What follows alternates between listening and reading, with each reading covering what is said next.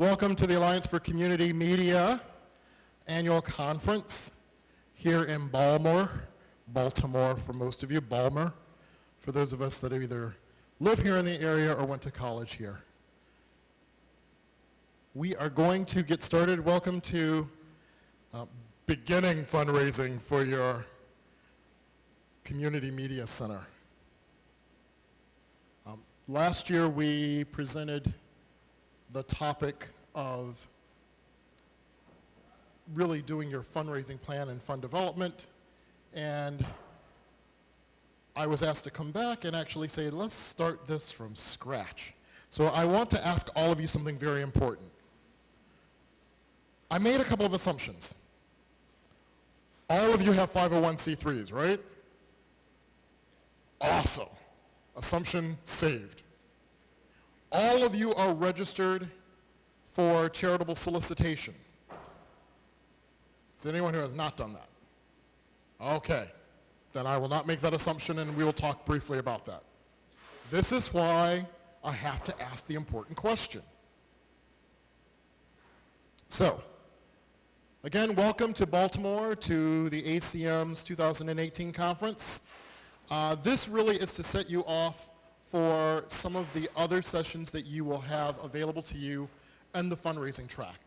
This is the first ACM conference where we are really going in heavy on how do you generate outside revenues through fundraising for your community media center.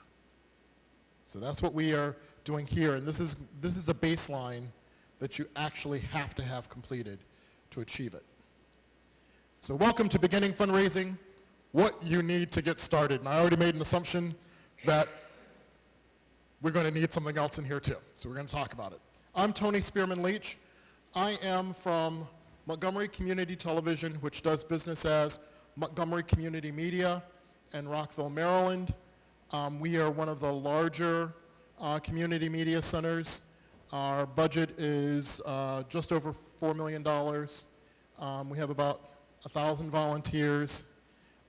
Trust me, when I started, this is not how it was. I am now going in my 8th year at Montgomery Community Media.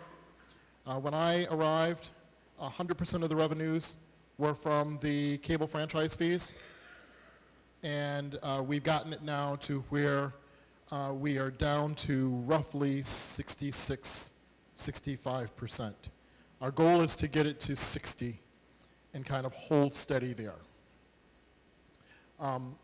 But the better we can do, we'd love to get it down to 100%, but we don't want that to happen because we want to keep our PEG franchise fees. So one of the things you should know, I am a development director. I am a member of the Association for Fundraising Professionals. What we are going to do today is follow the methodology, the official methodology from the Association for Fundraising Professionals. How many of you have had contact with AFP at all? One? Okay. That is something that we're going to talk about that is a key resource that is in every community that you should take advantage of. There are people there who will help you. Also in your jurisdictions is the Grant Professionals Association. I am a member of the Grant Professionals Association, and we use that because fundraising includes grants.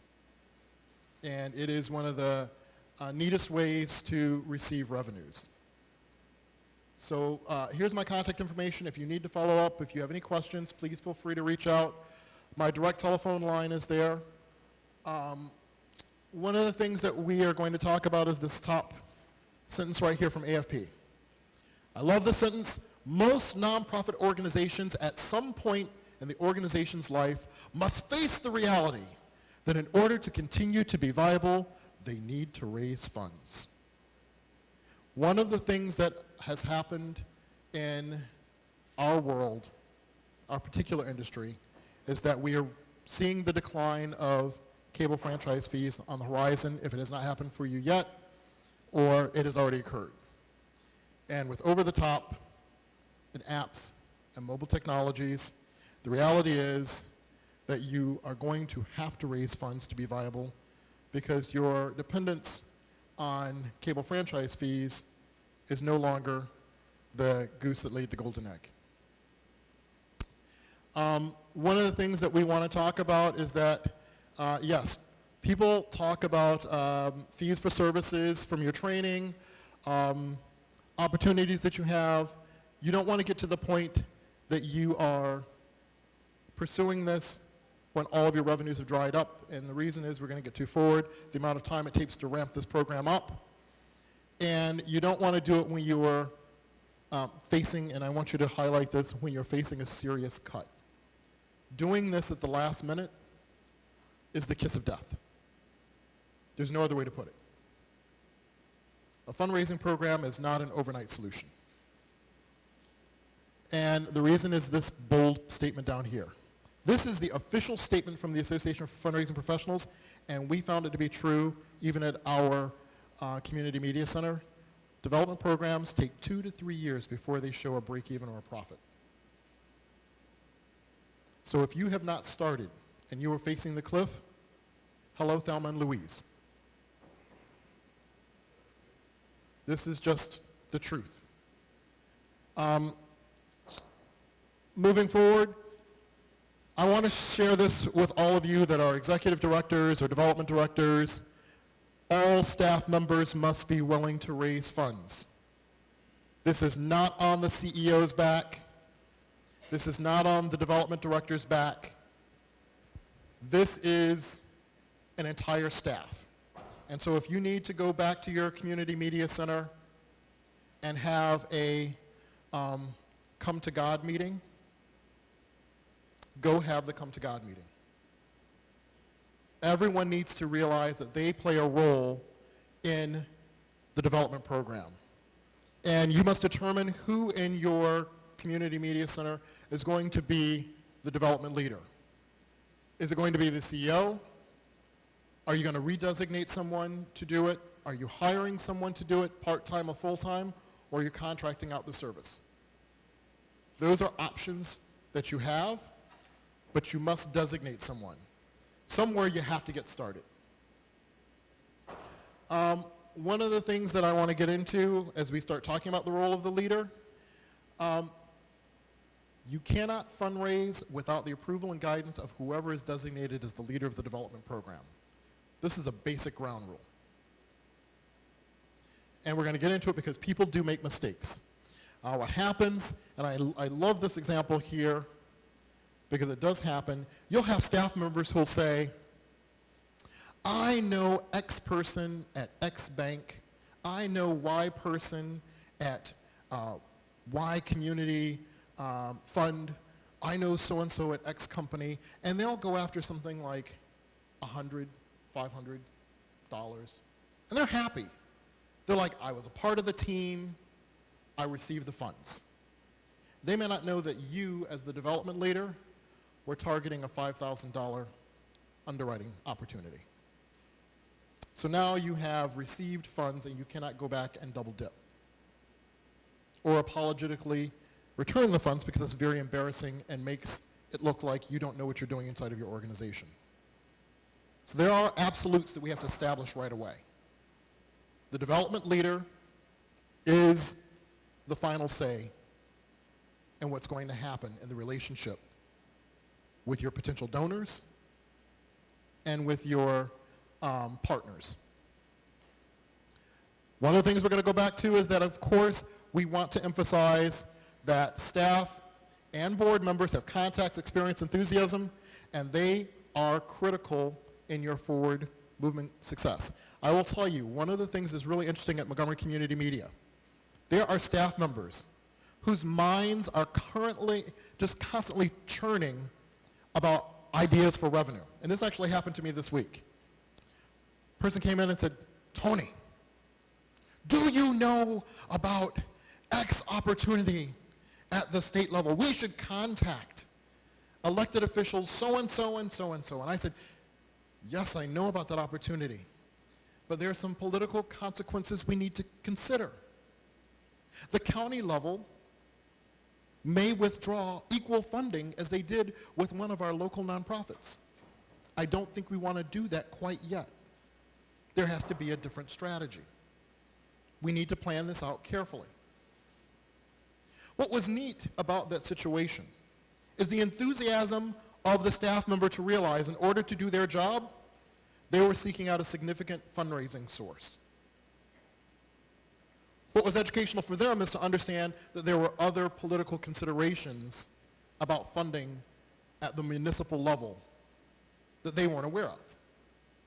So now they know we're not ignoring something, and they feel that they were a part of the process. And we'll continue to seek out funds. That's why I said that you have to have internally the talk. And what we did in Montgomery Community Media is we did have a full presentation. We called it a brown bag lunch and learn. And we sat with the staff and talked about everyone's role in fundraising. You have to have that conversation. And we had a development training with the board of directors, because if your board members aren't giving, you've got a bigger problem. So, one of the things that we want to talk about is that your staff members are your best allies. It is in their best interest to see that your organization is healthy. And they can tell success stories to you that you may not know. I rely on the staff to tell me about that excited senior who managed to learn how to post on Facebook Live. Oh my God, it's a miracle. I actually went on the cruise ship, and showed my family and friends in the church the cruise. This was awesome. It's a miracle. They're hooked on new media. They're hooked on what we do. Our success story that is just continued to help us leap forward is we started a backpack journalism program. It was a seed funding that was given to us. We had a young lady who was in that seed cohort, Michelle Chavez. Michelle leapt forward, turned that into an internship that led her to, let me fast forward how the whole story goes. She goes from backpack journalism, gets an internship, takes that internship at WUSA, which is CBS in Washington, D.C., gets a contract with C-SPAN, a full scholarship at the University of Maryland, College Park, and is now actually a news anchor. And she did this starting with us as a high school junior. So we've seen, and we took her story and used her as like, okay, here's our poster child. Look what we can do. And we now had a young lady, Jessica Thies, who turned around, and we said, okay, Jessica, we want students, we are going to set a goal for everybody. We want you to aim for entering in the C-SPAN youth competition on democracy, and we want you to aim for winning a student Emmy. Because we've seen what we can do with this young lady here. We know we can professionalize this. Let's see what you can do. First year out, first effort, Jessica Thies placed with C-SPAN. Over 3,000 kids. Governor came down, gave her a certificate. She was recognized with all sorts of awards. And next year, we want to do it again. So your staff are your best allies because they tell you the stories of the kids in the training department. They tell you the people who are creating the content that you don't necessarily see, the news show. I love to brag about a show that donors love. We have a woman who creates an entire show using people with developmental and physical challenges. And the host of the show is what you would call intellectually, developmentally challenged. Does an amazing job. Everyone behind the camera has some form of a disability or challenge. That's a heck of a story to tell. Would have never known that show was being created by a volunteer had I not talked to the people who work with the volunteers. So again, staff are your best allies. And then we're going to get to this. All of this comes down to, in the end, you need to have a phenomenal case for support, and we're going to get to that. That will make or break you.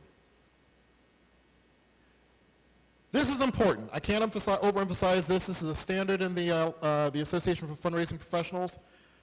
Whoever is running your finance director, your finance manager, if it's an outside source, they need to work hand in hand with whoever is leading your fundraising effort, because you are going to forecast revenues based on what's happening here. And you're going to also look at revenues going out. Things that we have to talk about, basic rules. Gifts must be used the way the donor intended. Worst thing you can do is receive a donation and then reuse it for something else. No. Donations, if you gave a project to it, are project-bound, restricted gifts. The moment you receive that donation, it triggers a legal action. You cannot reclass without the permission of the donor. The donor does expect that the funds are invested wisely, that reports are turned in on time, and that they're accurate. Your finance leader has to do the 990. This is very important because all of you know your 990s, but I don't know if any of you have gone to see if you were listed on Charity Navigator or GuideStar. When was the last time that any of you went to look at GuideStar or Charity Navigator to see how you were doing? One. That is basic level 101. Know what the others are seeing. Because if you're going for a large corporation that is a savvy philanthropic team, and they don't know you, the first thing they're going to do is go to Charity Navigator or GuideStar and see if you're listed. And then they're going to see what your 990 says. My goal was always to get our organization listed by Charity Navigator. Charity Navigator picks you. You do not pick Charity Navigator. Basically, they tell you, if you're not large enough, we don't like you. We're going to eventually get to you one day if you grow. This is like the crown jewel of standards. We are just now getting to the point where it says, potentially eligible for rating, meaning you're on our radar at last. Yes?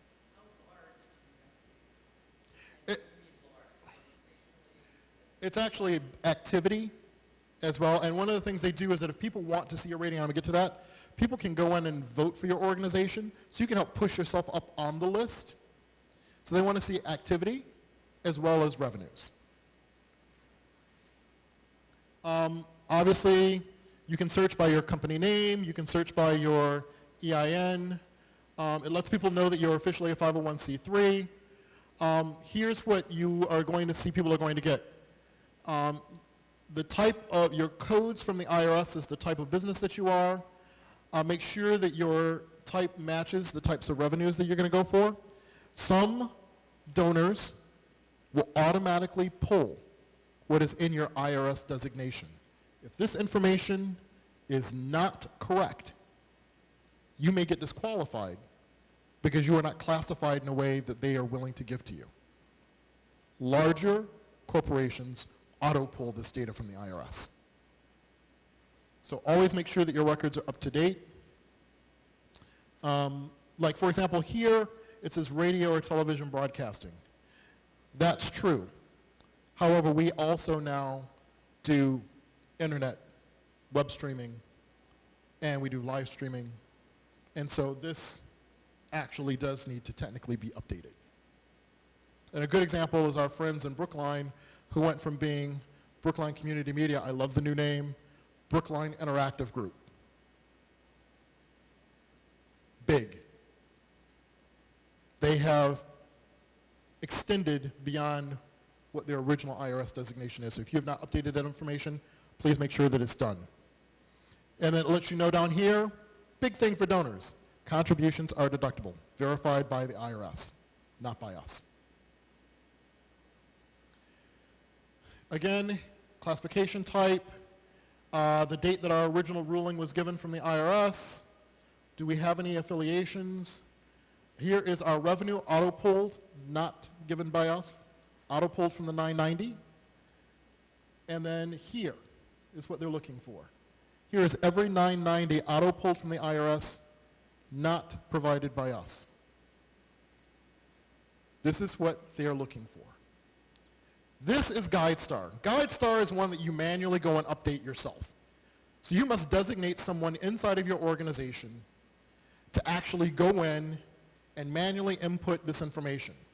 What you have to remind yourself is whoever inputs this information, this is what all of your donors, who are corporate donors, foundation donors, grant funders, this is what they're going to see, unless you're listed on Charity Navigator. Charity Navigator, they're going to look at. If you don't have that, this is going to be the default. So, your mission, let me go back a moment. Your mission, who's your principal officer? I need to go and update this. And this is good because you're actually going to see things that need to be updated on here. What are they going to see? They've updated the way that the GuideStar profile works. You're going to see your location. They're going to ask, what areas do you service? Who do you service? What are your key programs? You can be exhaustive, you can be limited. Do you want to add videos or photos? Key here. Is your organization a member of other professional associations? Are you members of the Association for Fundraising Professionals? Are you members of the Grant Professionals Association? Are you actually making an effort to truly generate funds? Are you being strategic and informed? They want to know, what are those affiliations and memberships? And yes, Mike, I need to put in there the Alliance for Community Media. So, and then they will go and pull, the next thing is your financials. Here, if somebody starts an account, they will go and pull your 990s, your contact information, and they'll give you a star rating. Be aware that GuideStar does have levels that start to require funding. So I would put in the basic information.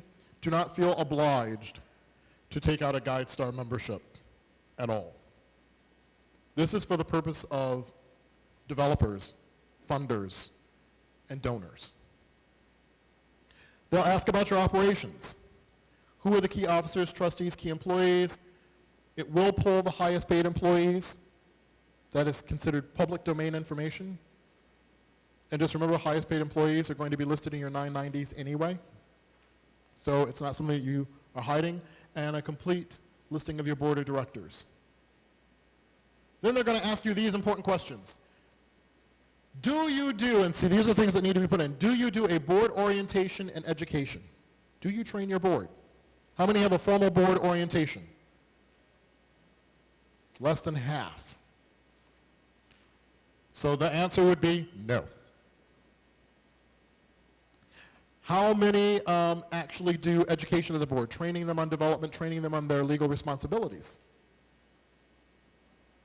Okay, still less than half. That is a requirement. That is another session, but that is an expectation from funders. CEO oversight. How many have a situation where on an annual basis the board does a formal review assessment of their CEO, executive director? Okay, that's more like 2/3 of us. That's better.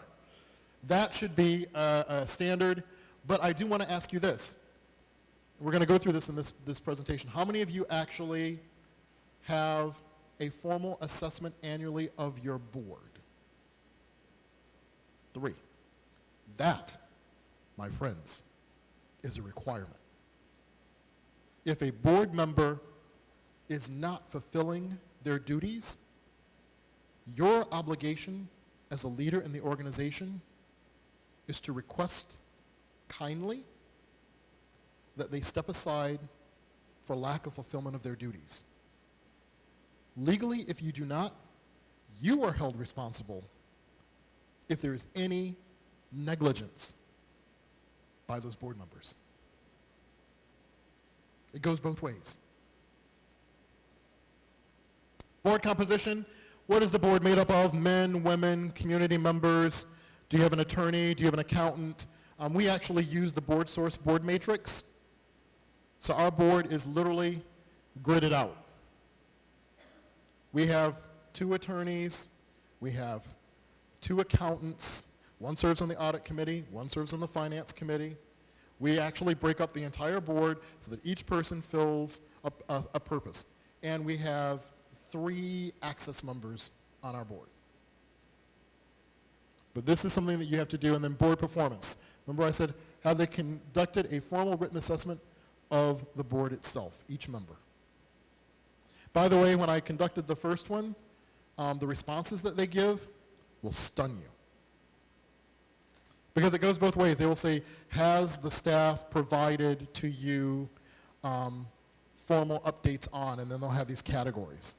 And you'll be surprised at what board members say they really weren't aware of. No, I didn't receive this information. No, I didn't know this. And then it'll say, well, have you also provided the following services to your nonprofit? Again, why do we go through all of this? Everyone is responsible for building good donor relations.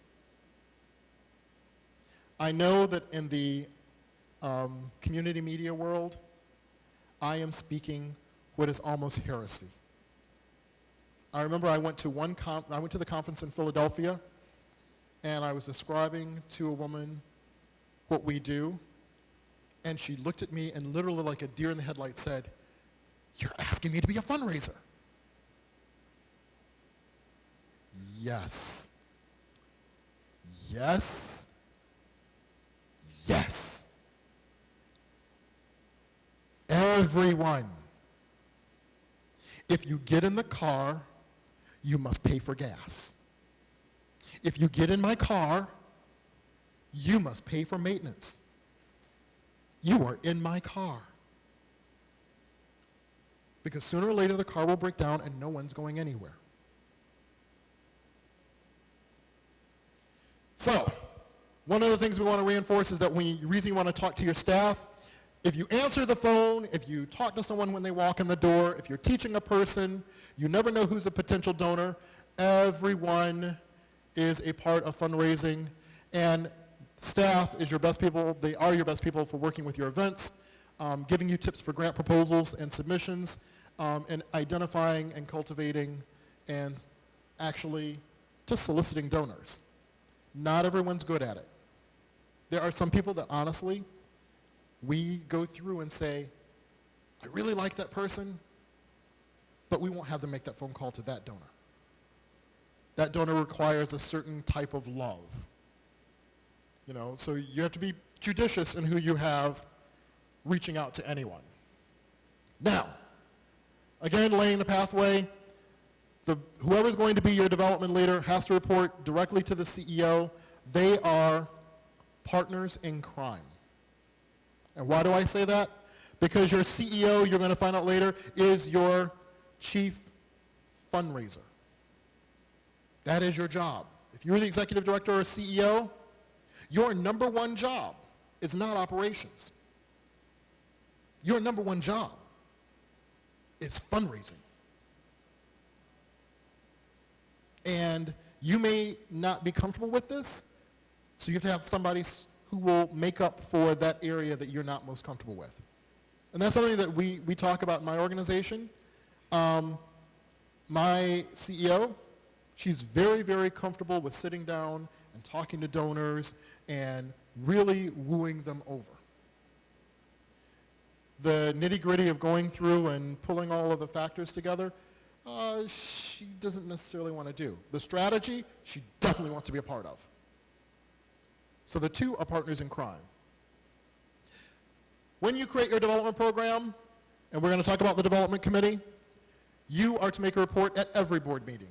Not some board meetings, every board meeting. Remember, everyone's involved in knowing how fundraising is going. And the board of directors is to be part of the development program. It's not an option, it's a must. This is the typical structure. I don't know if you have the structure in your organization. If you are not going to hire a director of development, you would designate someone as your program leader inside of your organization, or the consultant, or the volunteer. Volunteers aren't really good at this because if they're raising money for someone else, they're likely you're going to be their number 2 or 3 or 4 priority. And notice that they purposely put public relations and marketing go below the development director. That is a standard action, not an option. That is a standard action because all materials have to reflect your need to raise funds.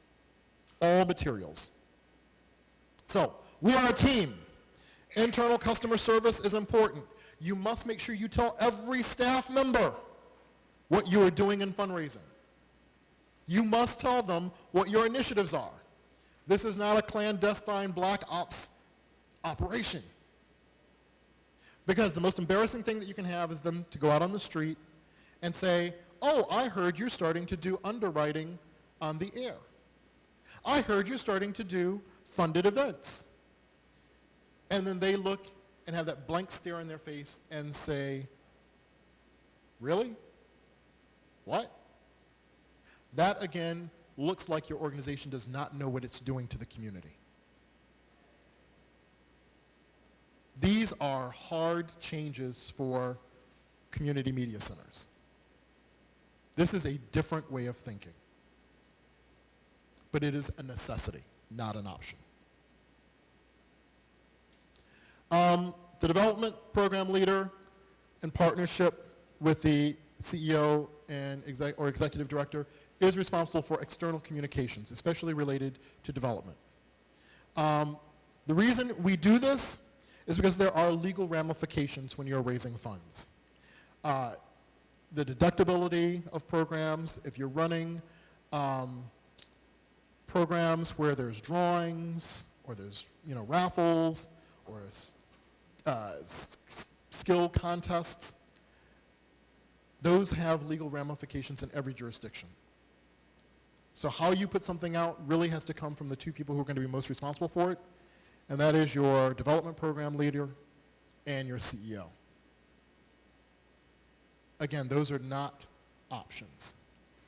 And the reason we do this, other stuff, they don't understand the nuances. They don't understand that the slight difference between a game of skill or an entry requiring skill and a raffle drawing, they don't get that legal nuance that can put you in trouble with the state. You do. So you have to make sure that the language is exactly what you need it to be. And again, the development program lead needs to have final approval of all fundraising materials that are produced by your organization. They ultimately are responsible for the legal language and for compliance with the donor's wishes and language that they have to put on there to go out. So for example, we receive funds from the Arts and Humanities Council of Montgomery County. And they do say that any programs that we say are underwritten by them have to have, and this program was brought to you in part by the Arts and Humanities Council of Montgomery County and Montgomery County government. And it is boldly printed on the contract for me and the CEO to sign. So a staff member may sit there and say, oh, I finished the edit, post-prod is done, we're getting ready to post it, and you're like, but did you put the language on there that I need for it to count for the funder?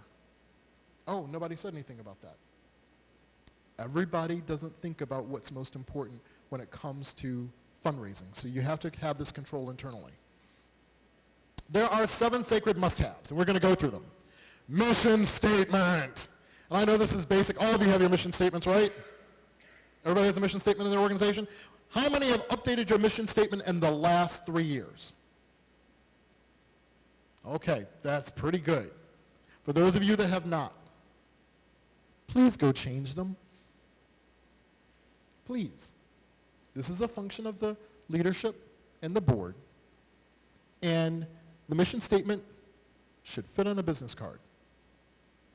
As a matter of fact, it should go on the back of every business card. As a matter of fact, it should be posted everywhere for the staff to see and the volunteers to see.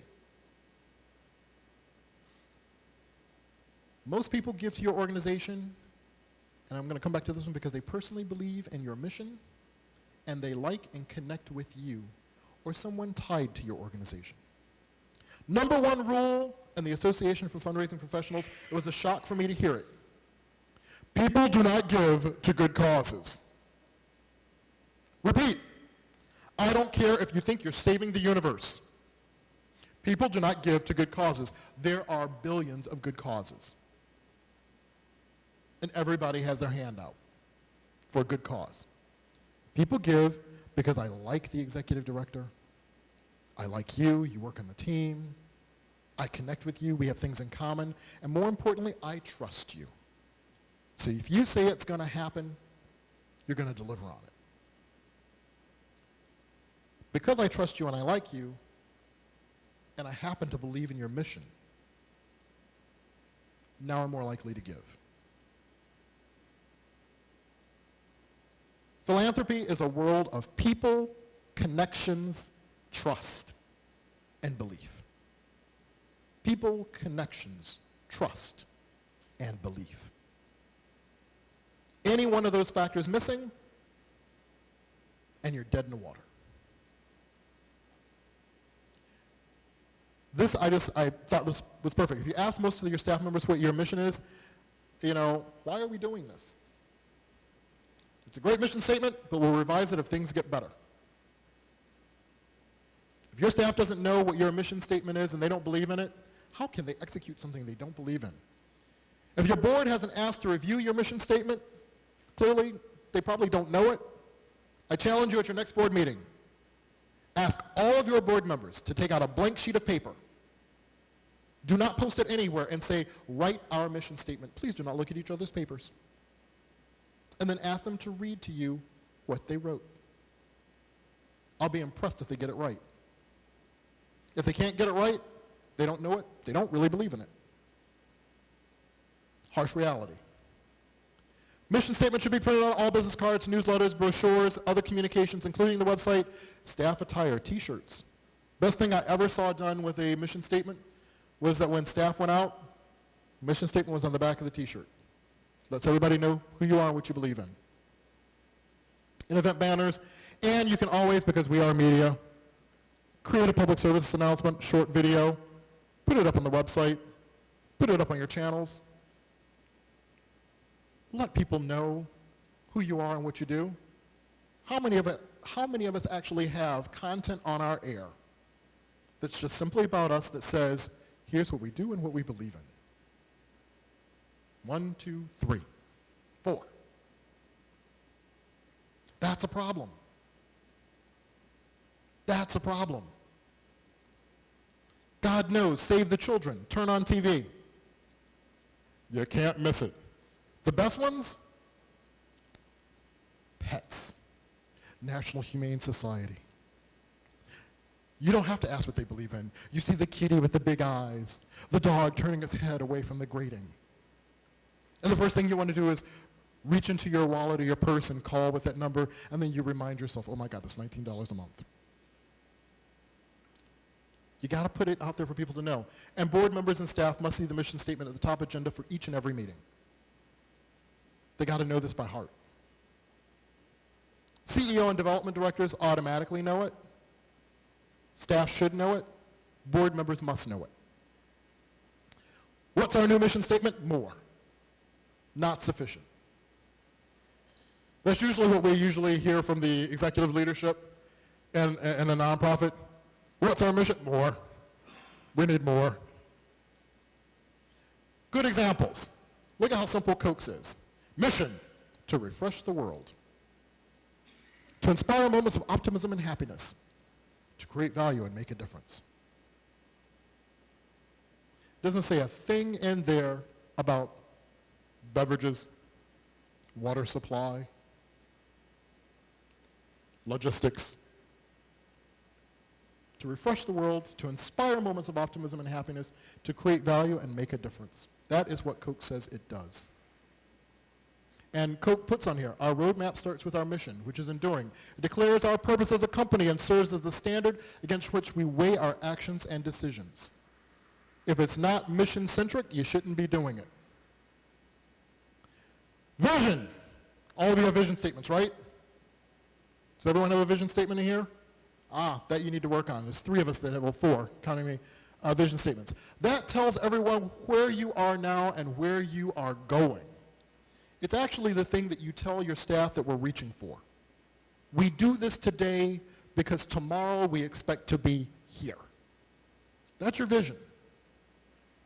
It must be adopted and approved by the board of directors as well as the staff.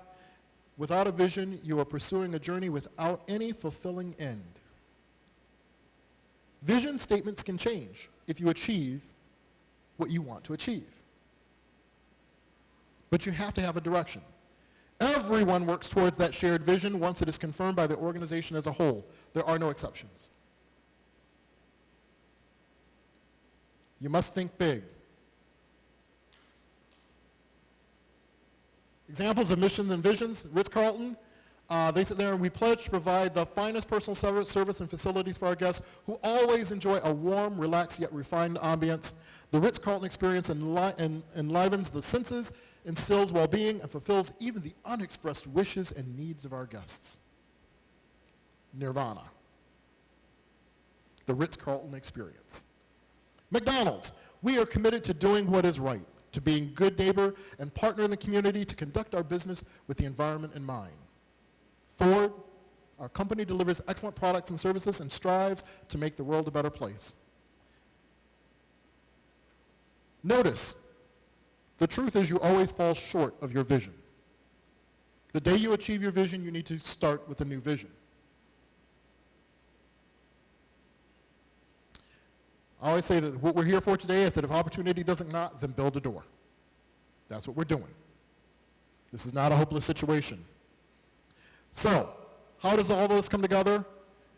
Your mission and vision are going to extend out to helping you create your plan for your goals, your objectives, and your actions in your development plan and in your long-term planning.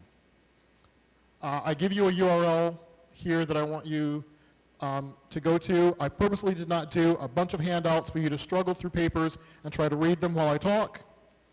Take these URLs, copy, paste them, put them in a browser, go use them. They're phenomenal information.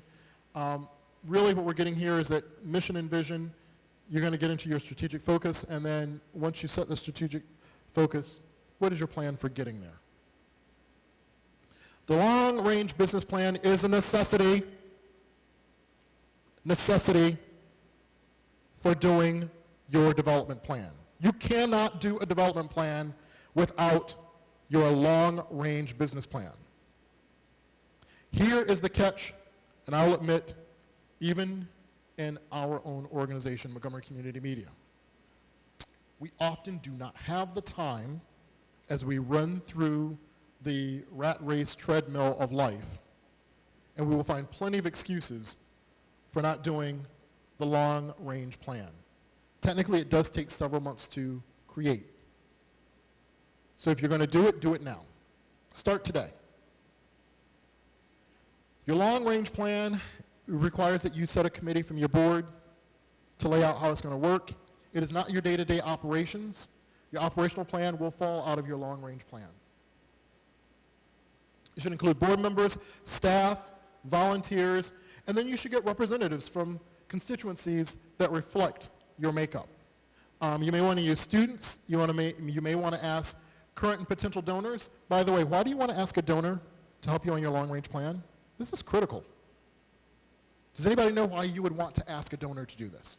A potential donor. Bingo. Buy-in. Traditional question or statement from fundraisers. Ask for money, get a question. Ask for ideas or input, receive money. The more that I actually get involved with your organization, the buy-in's there. I trust you. I saw you work on this long-range plan. Go ask local potential donors to be on your long-range planning committee. Because now they trust you. I saw the effort you put into it. I know you're real. I know this is a mind-blowing concept.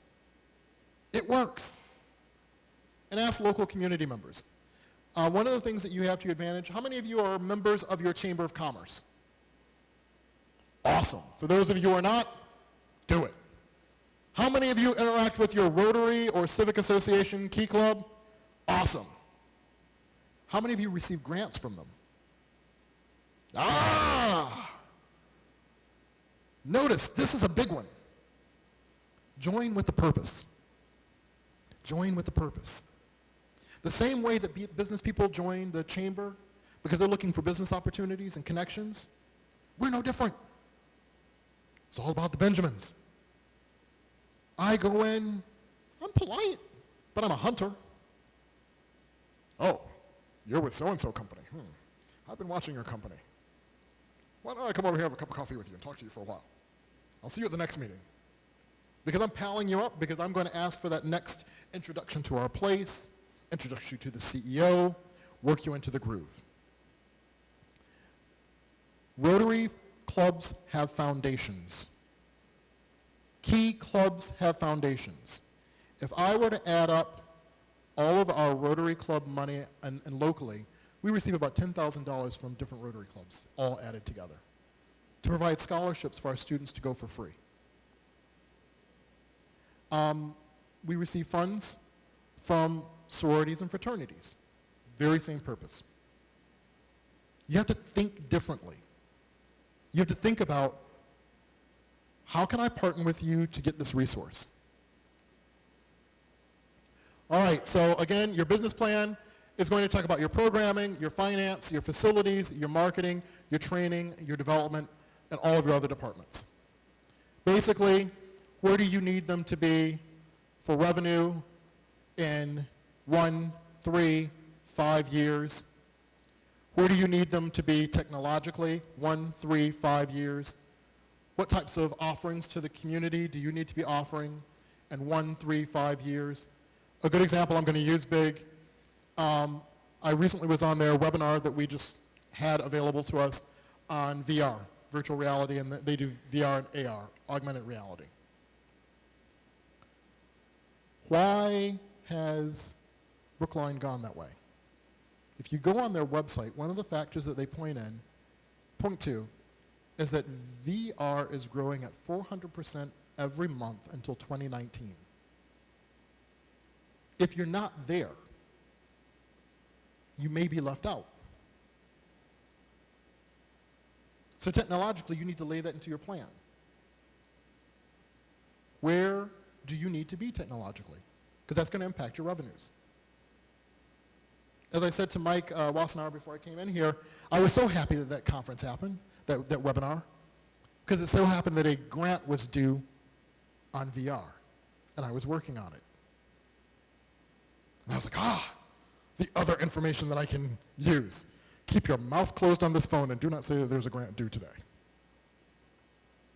Online News Association was the source of the grant that funds people like us, community media centers. Long-range plans include your goals and objectives as well as the strategies and tactics to reach those goals and objectives. Goals are broad-based. An objective is always measurable, attainable, and time-bound. Each and every department must develop its own action plan within the long-range plan, including the timelines, budgets, and responsibilities. Note, this is not a dictation or dictatorship from the top. The CEO does not go in their office and write an entire long-range plan and say, this is what we're going to do.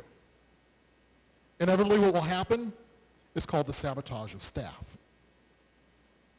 If I do not believe in it and did not have input into it, it may not get executed well or at all. However, staff must realize that this is about their future and viability also, so they must be willing partners with you. You may want to take a sample of staff to be part of the long-range plan, not the entire staff. The other thing is, sometimes staff will see things coming at you. We would have never gotten a live stream box were it not for one of our engineers who actually said to me when I was doing a grant, hey, I would really love this toy. And I was like, really? I'm working on a grant.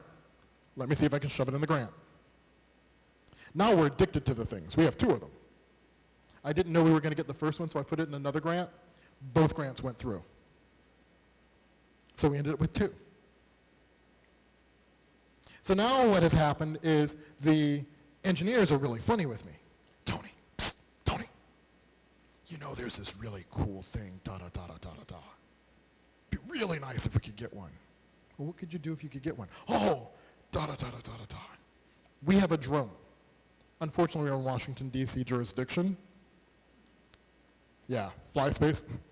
But we have a beautiful drone Because they're like, Tony, do you know what we could do if we have a drone? Tell me. And this is something that they have to be willing to tell you as a CEO or executive director and as leadership. They must feel that they can come to you with a big idea and inspire you, because sometimes, folks, they're right. Everybody has the right to be right sometimes. Trust your team. Oh, sorry about that. And you must include your processes for evaluation and how you're going to measure it, at least quarterly, to track progress. Quarterly reports should be shared with your management team and with your board. How many of you are currently doing quarterly reports? Awesome. Everybody should do this. Everybody needs to know where they are, and they need to know where they're going. The long-range business plan is an ongoing effort. It's a dynamic and flexible document. Trust me, if you see you're running into a wall, update it, change it. Say it was a bad direction. The best phrase is fail forward. You must fail forward. Now we're getting into the part you all want to know about, the annual development plan. It is a direct extension of your long-range plan. Basically, if you did your long-range plan the right way, it should say, I am here at year one, and I need X number of dollars to make year one happen.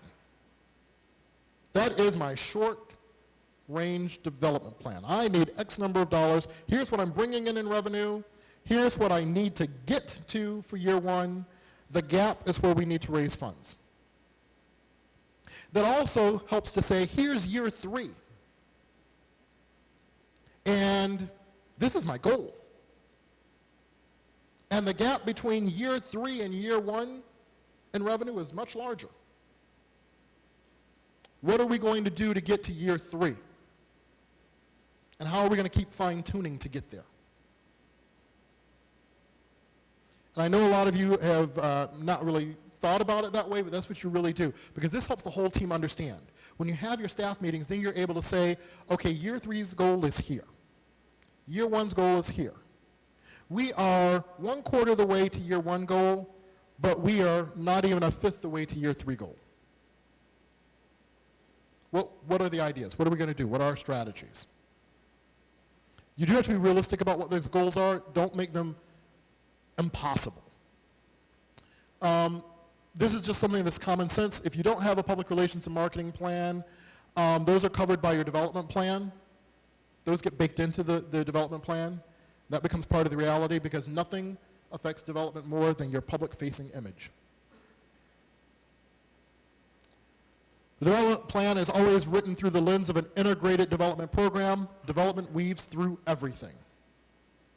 Engineering needs, staff needs, training needs, equipment needs. Development weaves through everything. And if you do a sound plan, that's going to affect the awareness that everyone knows about. These are the things that you should have in your development plan. You should talk about the research that you need to do, grant and proposal writing, who's going to do it, how much it's going to cost. Are you going to do special events? Now, let me give you an example of a special event that we do. Now it's been 8 years. We started a program that was originally called Small Business University. Now, Small Business University didn't start with us. It started with a woman named Kelly Leonard, who was a local small business entrepreneur who was meeting with other local entrepreneurs in a coffee shop. And she had gotten so many people together that she had grown outside of the size of meeting at a coffee shop. And at the time, we were desperate for new content, fresh, new, innovative. So I looked at her and I said, Kelly, I have an idea. What if we brought your idea of small business networking, as she was doing it, into our studio? And you do what you do, and we'll get the content, and you'll get the studio space free. Sounded good to her. And we'll email blast it out and put it on our website, and we'll promote it. Sounded great to her. Well, we started out, and she was doing this webinars with Fran Tarkenton. who's an entrepreneur leader. And I was like, okay, that's nice. And people are kind of waning off. Why don't we do something really radical? Let's bring in local business leaders to talk to emerging business leaders. And we'll do it in the studio. And as a matter of fact, why don't we record it? Turn it into a show. Oh, she loved that. And we'll turn you into the hostess with the mostess. Do what you do. So what we did is we went that way, and moving fast forward, it's evolved now that we had a situation where one of our local banks was also doing small business networking, but they lost the team that was doing it to another bank. And I was, again, at a chamber breakfast, and I was standing with the marketing director from the bank, and I said, hey, Mark, let's stop competing. Why don't we team up? You've lost your team that does this, and it's a lot of work for the bank to really have to get people registered and, recruit them, and we'll do all of that at our place. And he said, okay, cool. How much? And that's when a big grin came on my face. Oh, yeah. Gotcha. Let me go back to my CEO, and we're going to have a long talk. And we mashed our heads together. Okay, so how much is this worth? This is great. And originally, we went in kind of soft. We were like $10,000. That's what it's going to cost. What it did originally is we got new people into our place.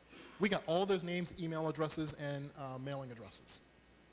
We were getting great content for the air, and we could now claim to our Economic Development Authority and to our county council, we do economic development, because we were. Notice, we did not stray from our mission. We communicate and connect people. We help solve community problems. But suddenly we were in the world of economic development. Whole new basket of money opens up. People look at you differently. So move fast forward. Mark moves on to another bank, and the sponsorship comes up. We're like, oh. And there were people who were calling us like, hey, can we take that thing for you? So you're like, oh, bidding war. Okay, we're going to throw the thing out now. How much do you want for it? How much do you want for it? How much do you want for it? And we did settle on another partner. We have continued to freshen up the show. We now call it The View for Business, because we no longer do like solo interviews. We now do panels, and they sit around and move around the audience and talk. And we allow entrepreneurs, like one woman who has a company called Nothing Bundt Cakes. They're these beautiful little bundt cakes. Everybody who came to the show got a bundt cake. And now I want you to listen carefully. You must make a donation to attend. You must make a donation to attend. We do live stream it. We do put it on the air. But right now, each month we are deriving anywhere from $1,000 to about $1,500 a month, and people making donations to attend. Because we have limited space in our studio. Oh, I'm so sorry, it's sold out. We did get to that point. And our sponsor right now is M&T Bank, and it's now bringing in $25,000. M&T Bank wanted in, and the Economic Development Corporation wanted in. They pitched in, and that's where we are. You can do this. You can do this. But again, remember, it was about getting to know your partners and your relationships and knowing where you could work together. So this is an example of a special event. Direct mail, annual appeals. I hate doing them. The letter has to be really good. But I am surprised at how much your Access members will actually do for you when asked. They really will. What's not on here? Crowdfunding. Best way to get your current volunteers and Access members to give you money? You want new lavaliers? I have a crowdfunding campaign. Raise the money for the laws that you want. They love it because they feel they own it. You want new lights? Help crowdfund for it. We currently use a platform called the Power to Give from the Arts and Humanities Council, because in our jurisdiction, they actually match each contribution dollar for dollar. I have one volunteer that will only give, she always gives over $1,000. She will only donate when the matching funds are available. She goes, I love it, because then I give $2,000. And she actually creates content. So for her, it's like selfish joy. All the other volunteers get to use it, but so do I. And I get to see that equipment in our building. So those are things to look at. Telephone fundraising you can do, personal solicitations, cultivation. Acknowledgement is very, very important. Say thank you, have the CEO say thank you. Have some of your board members say thank you. It's a great function for them. No better recognition than them putting their signature to a thank you letter. Makes them feel awesome. They don't get to do much, but they always want to say they're on the board. And recognition. It's true. I heard that chuckle. Okay. And then you should always, in your plan, have budgeting for development strategy, areas of responsibility clearly delineated, and timelines for the implementation of each step. Really, folks, I just want to go over this. You do have to write your long-term plan. Make sure it's a clear action plan. Review it regularly. Share the goal with the employees. They are your team. They are your backbone. And if they're not, there's a book that I will refer to all of you. You've heard the phrase, you have to determine who's on the bus. And if everybody's not on the bus, do you have the right people on the bus? And if the right people are not on the bus, then who needs to be on the bus? And that's another hard description. If you ever want to go through that process, there's the arts organization, and it's going to come back to me. They do strategic marketing. I went to their conference at the University of California, San Francisco, and our CEO at the time, Merlin Reinecke, we were supposed to go out together. He got stuck here in a snowstorm. I drove to Richmond and actually made the flight. And I came back with a conclusion from the professors from Stanford Business School. I said, I wrote down all the notes exactly word for word as they said them. And he said, well, what does it say? I said, well, here, I'll give the packet to you. Talent reallocation. Meaning, you need to change your people. It was harsh. Not saying everybody, but they were saying you need more diverse and different types of people on the bus for where you're heading. And do not give up. Your case for support. God, this is the most important part. How many of you have a case for support? One. Thank you. There's two of us in the room. This, in philanthropy, is the holy grail. Everything evolves from your case for support. Your case for support says to people, why I change the world. Why I exist. Why I do what I do. Why I am meaningful. And ultimately, why you should volunteer or fund me. So, it gives your history. It tells its needs. Notice that needs. Remember when we talked about that 1 year versus 3 year versus 5 year? This is where you're going to put that in for your needs. It's not what you need today. It's what you're going to need. And the solutions. In other words, the solutions are not, if you give me a new playback system, I can stay on the air. No. Wrong answer. Bad answer. The answer is, I am better able to engage members of my community and keep them informed about government, about festivals and the creative economy in my neighborhood. If I have a playback system that facilitates that placemaking, that community engagement. You must reverse engineer how you think about your need. I need X. How do I explain to somebody who could care less why they should provide it? Who does it impact? What does it do? If I have a MEVO, a set of MEVOs, I can more easily live stream stories to Facebook. We're having that World Festival downtown. And nothing's better than being there in the immersive live experience right in live time. People want to be engaged today. And then you show them the picture of the Arab Spring. You show them the picture of people on their tablets and on their cell phones. People are more engaged today than ever, and we want to be there. Without you, we can't do it. So that's what you talk about. You talk about your qualifications. This is where I said, who's on the bus and do you have the right people on the bus? The development director has to have everyone's resume. It's one of those awkward things I have to ask for. And a listing of their skills, awards, and accomplishments. Yes. Humility does not help you because I want to know if you can do it. One of the things that we talk about in our station is how many of us have Emmy Awards. Yes, we have people that have won BAFTA Awards. The reason we go for the Tellys, because it gives us national recognitions. This year we received our first local Emmy Award. We keep pushing the bar further because it increases the qualifications of our staff. It also increases our recognition. Then, basically, who runs the organization, staffs the programs, governs the organization.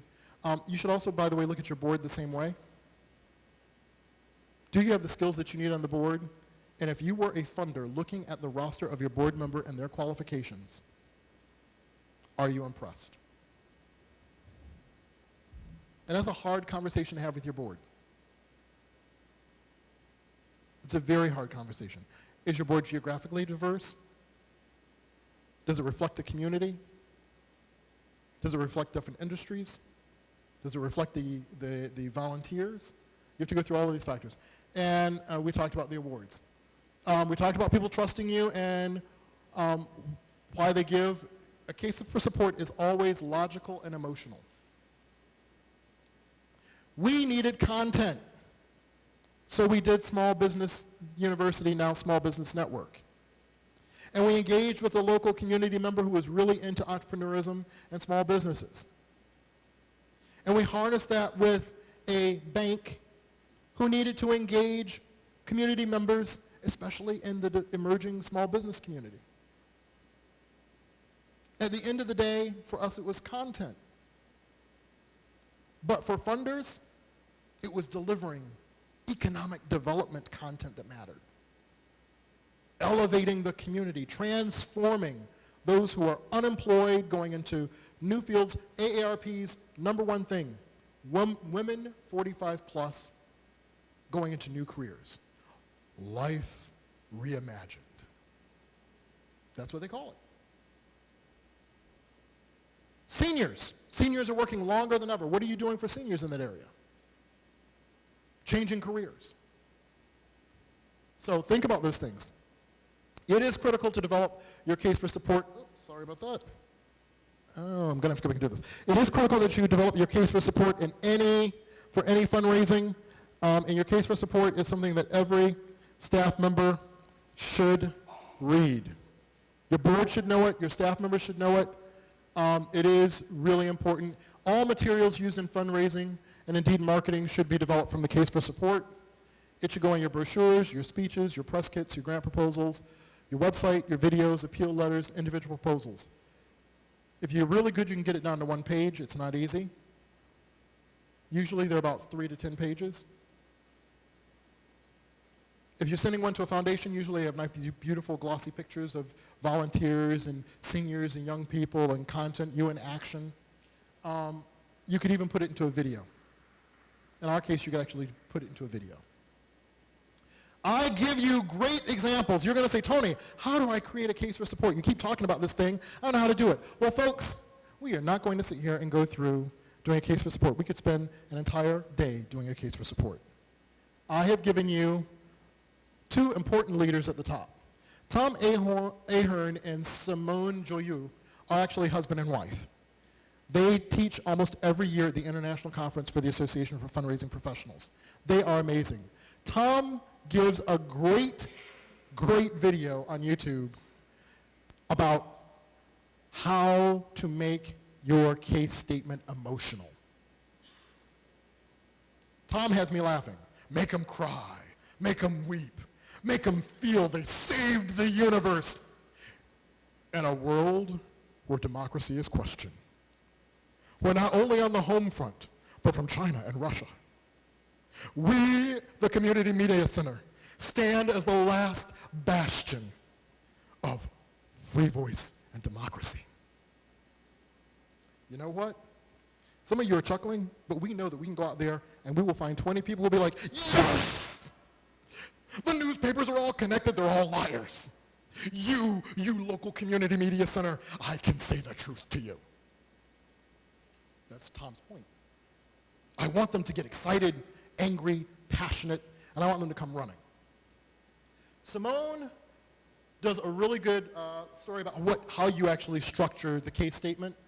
And if you want to know how you go about doing it, this second to the last one, and by the way, this is downloadable from the online, if you go to the schedule online, I've already posted them.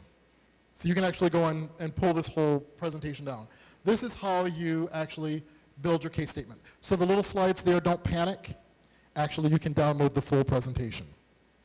This will walk you through step by step how to build the case statement with your board and some of the members of your staff and some members of your community. Gift acceptance policy. How many of you have a gift acceptance policy? All right, about a third of the room.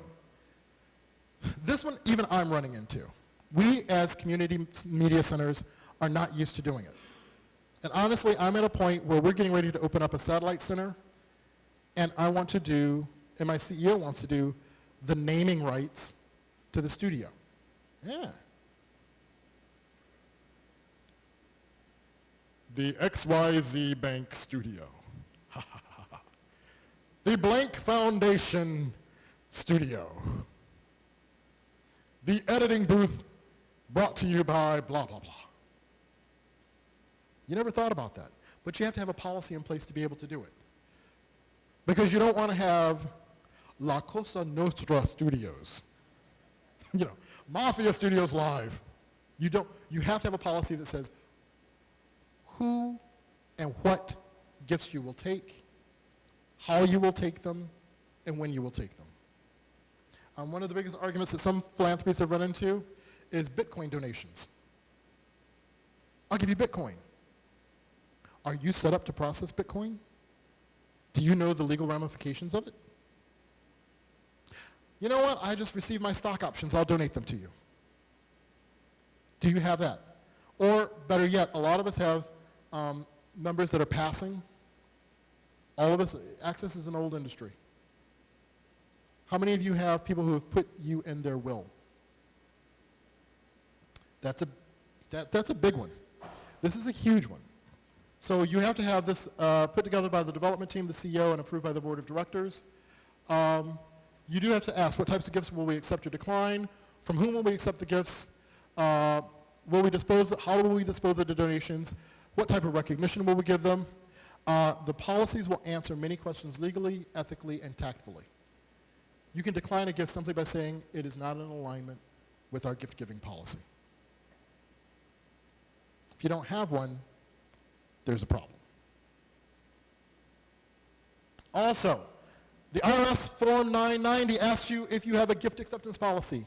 If you check yes, you must complete Schedule M, in case you didn't know it. Basically, this is the listing of your major donations. But it is standard that you actually do this. How many of you actually list your in-kind gifts inside of your budget? That is okay, 2 of us, 3 of us total.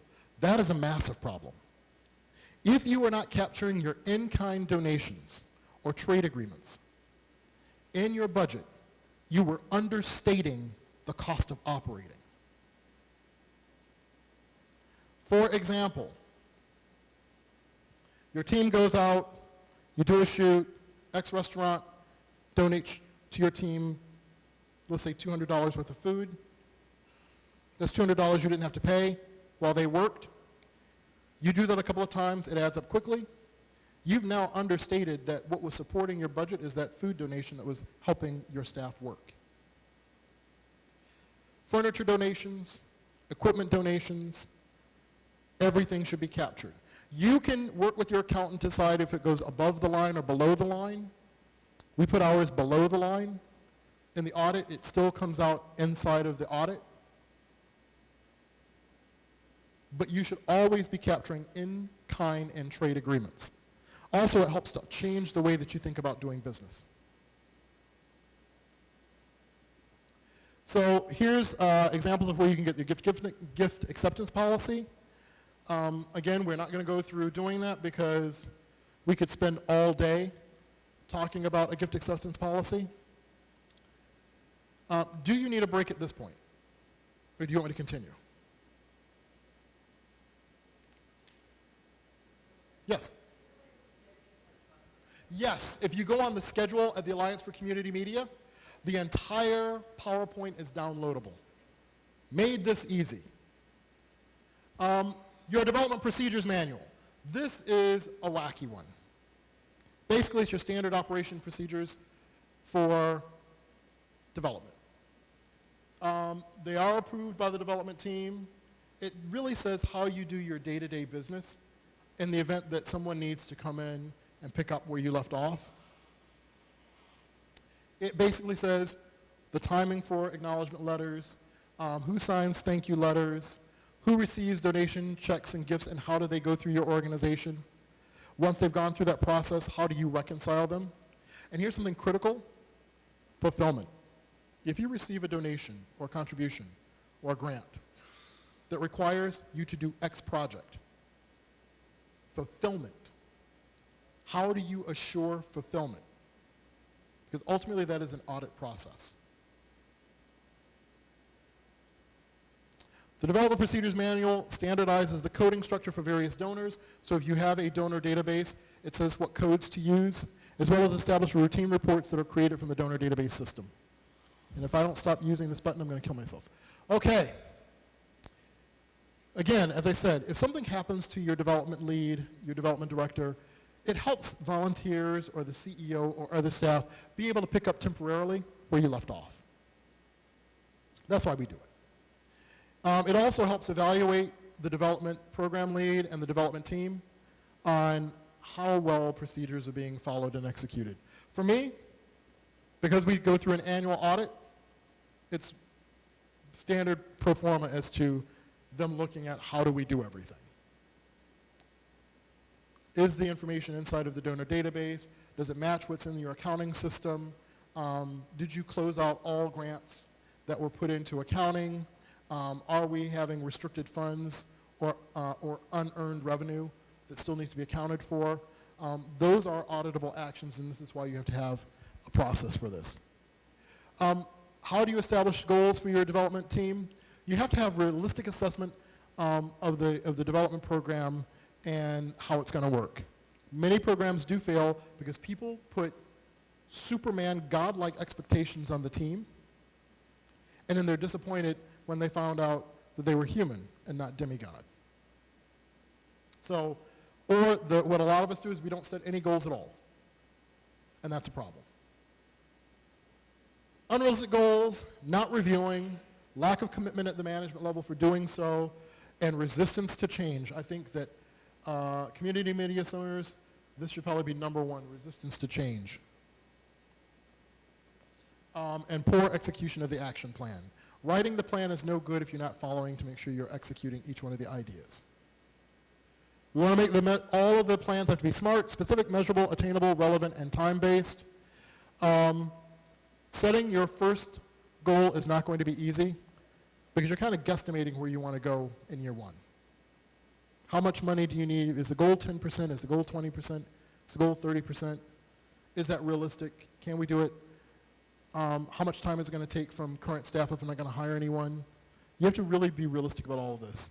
And I do state this again. If the development program is non-existent, it can be difficult to set those initial targets. You do have to start somewhere. Set a goal that is definitely a stretch, but is not unrealistic. So if you know you did a 5% increase in revenues year over year, then 5% is not a stretch. Maybe you need to do 10%, maybe 8%, maybe 12%. Do not establish your development goal based on a deficit. The development team will do magic, turn water into wine, make straw into gold, and make all our wishes go away in year one. Statement one, number one, it takes about 2 to 3 years to get this going, if you do it right. They may help put a big dent in it. They are not the panacea, not initially. Here are things that you need to assess in your organization. Do you have potential donors who have supported your programs in the past? Do you have a donor database? How many of you actually have a donor database, not Excel? That's a problem. You are as good as your data. Have we learned nothing from Facebook? Have we learned nothing from Twitter? Twitter purged 7 million accounts in one day for fidelity and trust and accuracy in their data. We are our data. If the person who's doing your development disappears or your CEO disappears, that means all the information goes with them. That's like putting an atomic bomb inside of your organization. You've got to get a donor database. We use Donor Perfect. It's small, it's online, it's web-based. There are many others. Some people like Salesforce. Others like other donor databases, but you have to choose what's best for you. The reason we use Donor Perfect is that Donor Perfect also interfaces with Constant Contact, and you can actually have it prep your letters and send out email blasts, track all of those people inside of one database and see their click rate, see their giving rate, see if there's a conversion. Who knows about your development program? And do they know about that it has positive relations for your nonprofit? In other words, does your staff know about development and anything you're doing in development to raise funds? Does your board know? Do your current donors know? If they don't know, again, we have a problem. And this one I put here, is the board committed to their essential role in fundraising? Your board does not do day-to-day operations. Your board does not do day-to-day operations. That is the job of the CEO or executive director. Your board is legally your fiduciary direction and guide to the CEO. They advise the CEO, they're the sounding board for the CEO, they're the innovator, they're the thought maker, but most importantly, they have a fiduciary responsibility. Is the CEO willing to perform their responsibilities as chief fundraiser? We are no longer stewards of PEG franchise fees.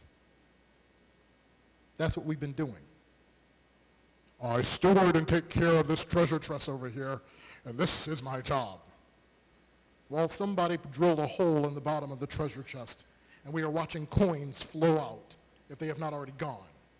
So you're protecting nothing. So, one of the things that you need to do is make sure your goals are not just financial. You should set, as one of your initial goals, create the donor database system. Increase your donor prospect list by 10%. If it's 0, that's easy. That doesn't mean just add 10. If you're starting for the first time, say in year 1, I want to have successfully engaged 50 donations. In other words, I want the donations to come in. Or segment them. I would like 1 corporate donation or 3 corporate donations or 5 corporate donations at X amount. I would like this number of volunteer donations. I'd like this amount in crowdfunding. Segment out is the best way to do it so you can see how you're performing against your goal. And this is the number 1 one. Board giving must be 100%. Board giving must be 100%.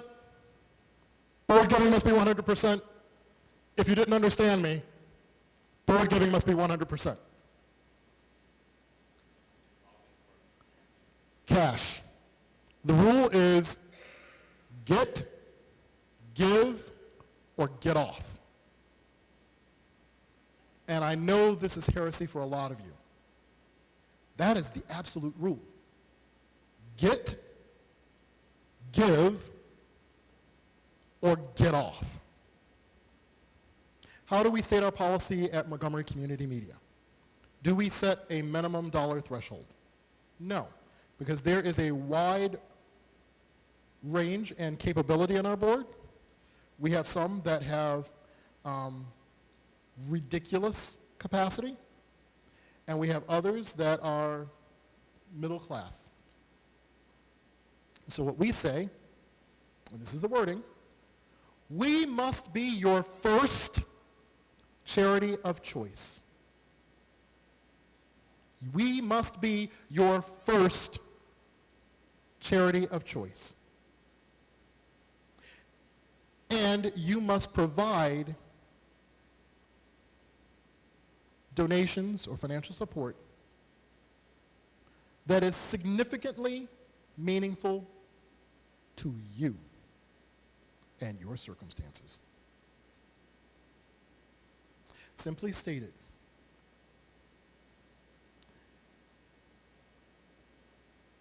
if you are Bill Gates, yeah, I mean, and I do have this happen. Here's a $1,000 check. Not an eye blink, not an eyelash batted. The moment I open my mouth and say, and I am now looking for the annual board solicitation, checkbook comes out. And I'm like, wow, that was like me asking for $5. Then I have other board members who, rightfully so, put me through all the development hoops, but then at the end of the year, literally write us a $15,000 check. And yes, we do have one donor that does that.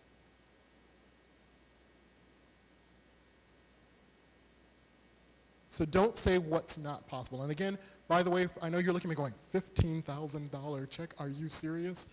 Again, this is where you have to do some soul searching about your board. Do you have diversification on your board? Did you look at corporate backgrounds? Did you look at their interest in your mission? Were they attorneys? Were they accountants? Do you have all the capabilities needed on your board to make you successful? If you don't, then you need to have a soul-searching moment with your organization. In our case, we literally had our old board vote themselves completely out. And yes, we had to engage a board consultant to do it. And it was not easy. Because the CEO or the executive director is taking a big risk with their own neck when they do it. And that's why the consultant said, let me take the heat. I'm going to guide them to the ultimate answer of why they're the wrong people.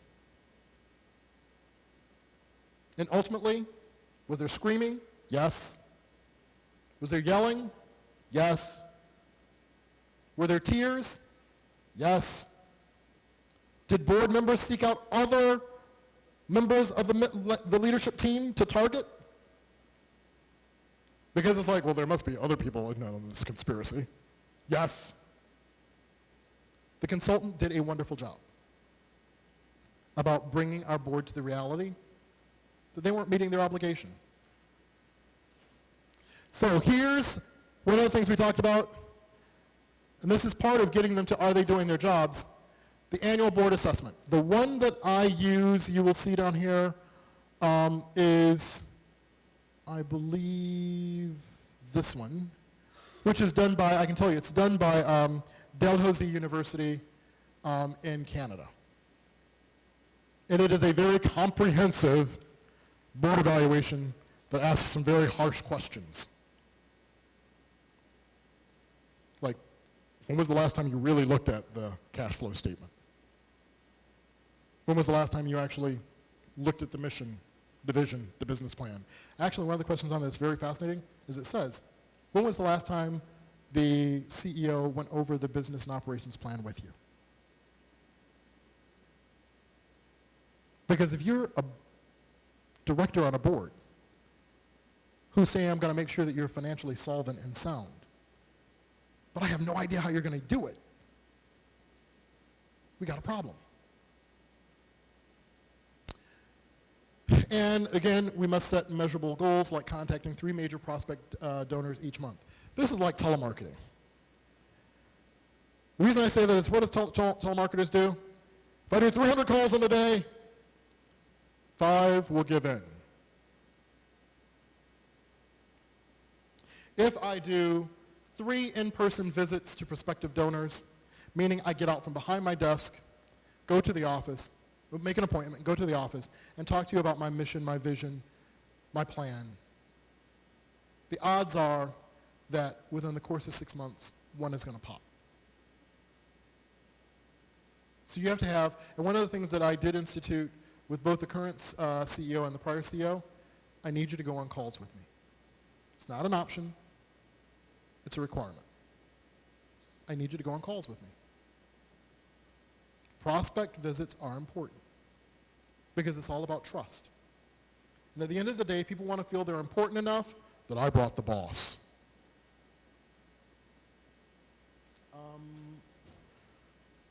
Moving forward here, every staff member should have a copy of the Donor Bill of Rights. I do provide it for you to download. And the Code of Ethical Principles and Standards for the professional practice of fundraising. I provided that for you to download. It tells you what's ethical and not ethical, and what donors have the right to expect. One of the things that you'd be surprised, it is technically unethical, and in some cases illegal, for fundraisers for you to say, well, if you bring in a $10,000 grant, I'll give you, 10% of that. That's highly unethical. Can't do it. That is against the profession. Actually, in AFP, you will lose your certification for it. You can set bonus triggers. If you raise $50,000 for me this year, I will provide X bonus. So there is a standard and a trigger. But you cannot do percentages. Here's a rule for you to know, 90-10. Spend 90% of your time identifying, cultivating, soliciting the top 10% of donors that will actually give you 90% of your money. I am not going to chase a $50 donor around the block. My $25,000, my $15,000 donor, you're going to get 90% of my time. You have to be realistic about where your resources are spent. Again, we said set financial and non-financial goals, evaluate and celebrate your successes, and learn from your shortfalls, setbacks, and failures. Again, I'm going to go back to this board. Board. They are critical in helping you. Why do I keep coming back to them? There's a standard that foundations have on 100% board giving. If you can't provide that, they will refuse in many cases to give you money. Actually, and don't do what I used to have some board members do. In our old board, I had a board chair who was so frustrated by the obstinance of some of the old board members that they would say, here, I give $1 in the name of, and they would name the board member. So we can say 100%. No, that's when you start having the conversation that the board member needs to go. Board members must be willing to use their affluence and influence to help your organization. They have a sphere of influence. And they can use that to help you with fundraising efforts. And why do I say this? Again, mind-blowing moment. If you want to do a little game with them, sit down and ask them to take out a sheet of paper and write down the names of business leaders they know, or foundations that they know, or people that give grant funds that they know, and put their name down. Don't tell them why you want to know. Just have them list it out. Hey, we want to contact business leaders in our community. Put down who you know and what their position is, and let's talk about that. You'll be shocked at the names they come up with. I've been trying to get an appointment with that person for 3 years. Oh, I golf with them every Thursday. Great. That would have helped 3 years ago. The reason we do this, one of our programs that won a Telly and got a Cine Award was from one of our board members, and we were like, okay, who can we have host our show? Most of us go and use our local access members, right? We were like, no, we want to go big. So we asked the board members, like, well, I know Cokie Roberts. She was my babysitter. Swing. Awesome. And sometimes you have to be bold. You may ask people, who lives in our community? That's how we got Juan Williams. And Juan Williams literally asked, why are you asking me? We were doing a Latino leadership conference talking about the impact of Latino community in the DMV area. And he said, well, why are you calling me? And we're like, well, because you are like a person who's a national commentator on trends in the United States. You're very contemporary. You're very aware of what's going on. And we needed someone who had a national perspective. He said, okay, I'll do it. And he came in, and he was a phenomenal host. And then he shocked all of us in the air. And this actually was a funny cascade. In the middle of the program, he turns and he goes, I know all of you think that I'm African American. I'm not. I'm Panamanian. Born in Panama. Raised in Panama. Came to the United States. We're doing the Latino Leadership Conference. We are like jaws dragging. Juan Williams reveals on our program. I'm not black, I'm Panamanian. Woohoo! Breaking news. He stayed, mixed and mingled with everybody in the audience. It was phenomenal. That week, we fell out laughing. We posted it. We put it on the air. Gwen Eiffel came out. God bless you, Gwen. But Gwen Eiffel came out and said, by the way, I'm not African American either. I'm Guianan. I'm like, wow, all of us are losing. So everybody's turning Latino. But it was for the first time that we hit a note that we didn't know about by reaching out. They wanted to tell their story, and they used us to do it. And what became a local story ended up becoming more of a national truth. So ask them to brainstorm, put it down on paper, go through those lists, and then what you do is you say, okay, maybe we do an open house. We haven't done one of these in a while. When we did our first open house, we had 110 people pack our studios. They stayed for like 4 hours. Do an open house. You can call it a cultivation event. Have some of your board members that may be better off. Throw a cultivation event at a golf club, a country club, their house. Have them host and be the big cheese. They love it. That's what they're there for. Have them sign letters and set up appointments that you can go with them on. If they know the person better, who not better than to do the introduction than them? And have them, again, go with you on the solicitation visits. That's what a board actually is supposed to do.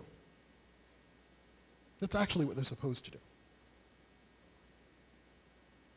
Again, you all know what the spheres of influence, but I just wanted to remind you, this is the standard graph of the sphere of influence, yourself, your immediate family, extended family, friends, neighbors, acquaintances, and on out. And usually what will happen is that if you get really good at this, they'll introduce you to somebody, and that person will know even more people that you've been trying to get to know, and you will cultivate that in your relationship with them. Your job is to increase the donor database. Development committee. How are you going to do all of this? Tony, you're out of your mind. We are a staff of like 10, and you have asked for heaven and earth in my organization. You will not do this alone. We are a team. You are going to establish a development committee. We had one. It is dissolved temporarily during some changes we had in our organization. We are bringing it back. The development committee is not part of your board. It can have board members on it. They are the people who are going to help you implement your development plan. What you do in this case is very slick. Go to your local Association for Fundraising Professionals chapter. Go to your local Grant Professionals Association chapter and ask at least 2 members from those organizations to join your development committee. As a matter of fact, ask one of them to chair it. Have a professional do the work for you. Now you've got local expertise. Then you go out and you say to the board members, who's interested in working on the development plan? Who's interested in helping us work on the strategy? You can have several board members serve, but again, this is the emphasis. It should largely draw the majority of its members from outside the board. You can't see the forest when you're a tree. The board, they're trees. You need someone like Muir to walk among the trees. They should, if they're external, they are there to help you expand your fundraising efforts and to cultivate future board members. This is where you can go and say to your Chamber of Commerce, I am looking for members for my development committee. These people love developing businesses. That's what they're doing for you. Invite members of the Chamber of Commerce. Invite members from the Rotary. Invite members from your different leadership organizations. Here, there's Leadership Greater Washington, Leadership Northern Virginia, Leadership Montgomery. I just graduated from Leadership Montgomery. Those are people who love doing that type of work. Go and recruit. You want 10 or more. AFP standard is 15. I was just trying to make it more reasonable and manageable for a lot of you. They say 15 because you will accidentally stumble upon diversifying the backgrounds of your development committee if you ask 15 people, versus 10, where you have to be a little more careful in making sure you've diversified them. So you want people from the finance committee, community, from the insurance community, from economic development community. You want people from content makers. No one's better than sometimes your local reporters and news anchors. If you're only asking them to meet a couple of times a year, they're willing to do it.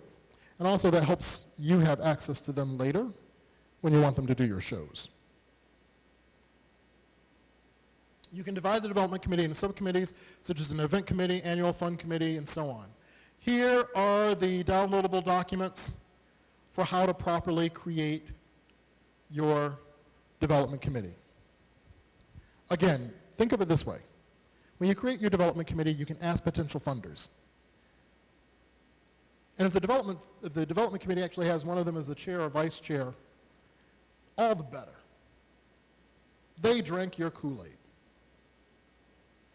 If you get a person from AFP or for the Grant Professionals Association, GPA, to come on, now you have expertise and credentials that you can add to when someone asks you to upload your board document, because you're going to upload both your board members and your development committee. Each item here is to reinforce your strength in asking for money. And because you don't have the time to do this alone, if you have 10 to 15 people doing it for you, someone can help write that grant. Someone can help go do that solicitation call. Someone can help you do it. Again, how do you find members? Past board members, event volunteers, donors, chambers of commerce, civic associations, graduates of leadership programs. You pull from every sector you can get your hands on. This becomes your new army. This becomes your new staff. Sometimes they will do things your staff could never imagine that they could do. You do have to train them.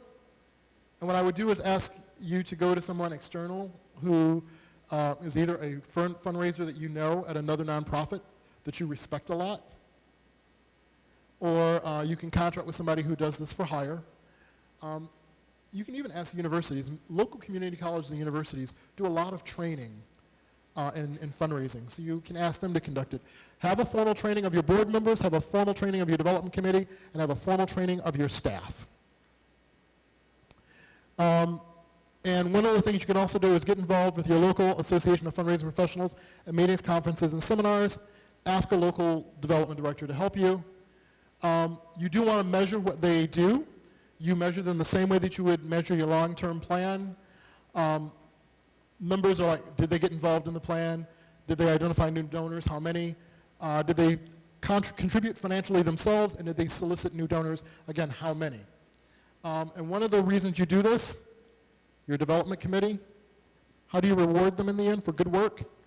You elevate them to the board of directors. Your outstanding members on your development committee are your most ideal members of your new board. When vacancies open up or changes happen, these people understand. They help make the money happen. And then, of course, you have to set your budget. You cannot succeed without making an investment in the development office. Of course, you have to decide what the budget is. It does take 2 to 3 years for the team to really see the sufficient funds to cover all expenses. Starting from scratch, depending on your size, can be significant, and developing a donor base from scratch can take a while. You were saying, where do we find these donor databases? I give you an entire list. Some are free, 0 cost. Some are outrageously expensive, and you don't need them because you're not that big yet. You can also write for capacity grants. Get someone to write a capacity grant for you. Because maybe you want all the bells and whistles. One of the things that we say is, we want a system where our volunteers can log in and have their own landing page and see their certifications, and we can see their activities. We want to see our donors. We want an integrated system similar to a system called IMAS. Not endorsing IMAS, just saying similar to a system called IMAS. You may need to write a capacity grant to get that done. And that's basically asking a foundation, if you fund me for this, this will be the impact that it will have on the community, on our volunteers, and on our mission. You want to create dashboard reports. You want to see regularly, how many new donors did we get? How many increased gifts did we get? What was the cost of fundraising per event? Meaning, what did I think it was going to cost when I put all the costs in? And then, what did it really cost post forma? What were the results for each appeal? If I did a crowdfunding campaign, maybe crowdfunding is working better for me than grants right now. Maybe corporate funding is working better for me than individual appeals. So you want to keep moving about to see what your success area is for you. It's going to change for each person. How many unpaid pledges? If I made a promise, how many people reneged or held back on the promise? Or had circumstances that changed for them financially? And then what they call lie-bunt and side-bunt reports. Last year, I gave last year, but unfortunately I'm not giving this year. And side-bunt some years, but unfortunately not this year. Because you will change your letter based on those people. Maybe they do rotate the organizations they give to, so I'll flag you for alternate years.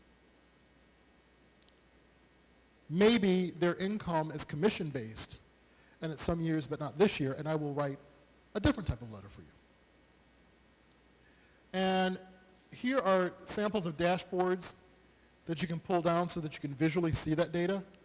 Sometimes it's easier to give a board just infographics rather than giving them numbers. And here's something that we do. We're getting close to the end. We are required to participate in the Cultural Data Project. How many of you do that? This is one of the most interesting and informative tools to engage in. I will tell you, as a person who has to work with it, as well as a finance person, it is also one of the most painful. It takes your data for your organization and allows you to see it visually and standardizes it for foundations and funders. Here's the URL for you to go to it. It also creates trend reports. You can compare yourself to PBS. You can compare yourself to other access stations. You can compare yourself to other internet providers. You can actually go and do this. You can see how you stack up to each other. Data Arts took over the Cultural Data Project that was funded by a foundation. This basically gives you what their mission is. And what they're trying to do is show the economic impact of the arts and humanities. So they take all of the data from across the country, add it up, and give it to cities, counties, states, so that they can state the economic impact for our fields. Here's what I love about it. Once you've had your finance person and your development team put in the data from the Cultural Data Project, it will immediately generate a 3-year annual report. It will take all the data for each year, and you'll be able to go back and see it beautifully. And it will draw all the graphs for you. It will immediately generate a balance sheet. You can't hide what you may have not said. And this is a free tool. It will generate a fundraising report. It will generate your program activity report, how many volunteers, how many shows, how many people you're reaching, and it will show year-to-year comparisons. And it will give you a marketing report. The reason this is important is many funders will ask, please explain any variances of 20% or greater year to year. And this makes it very easy visually to see.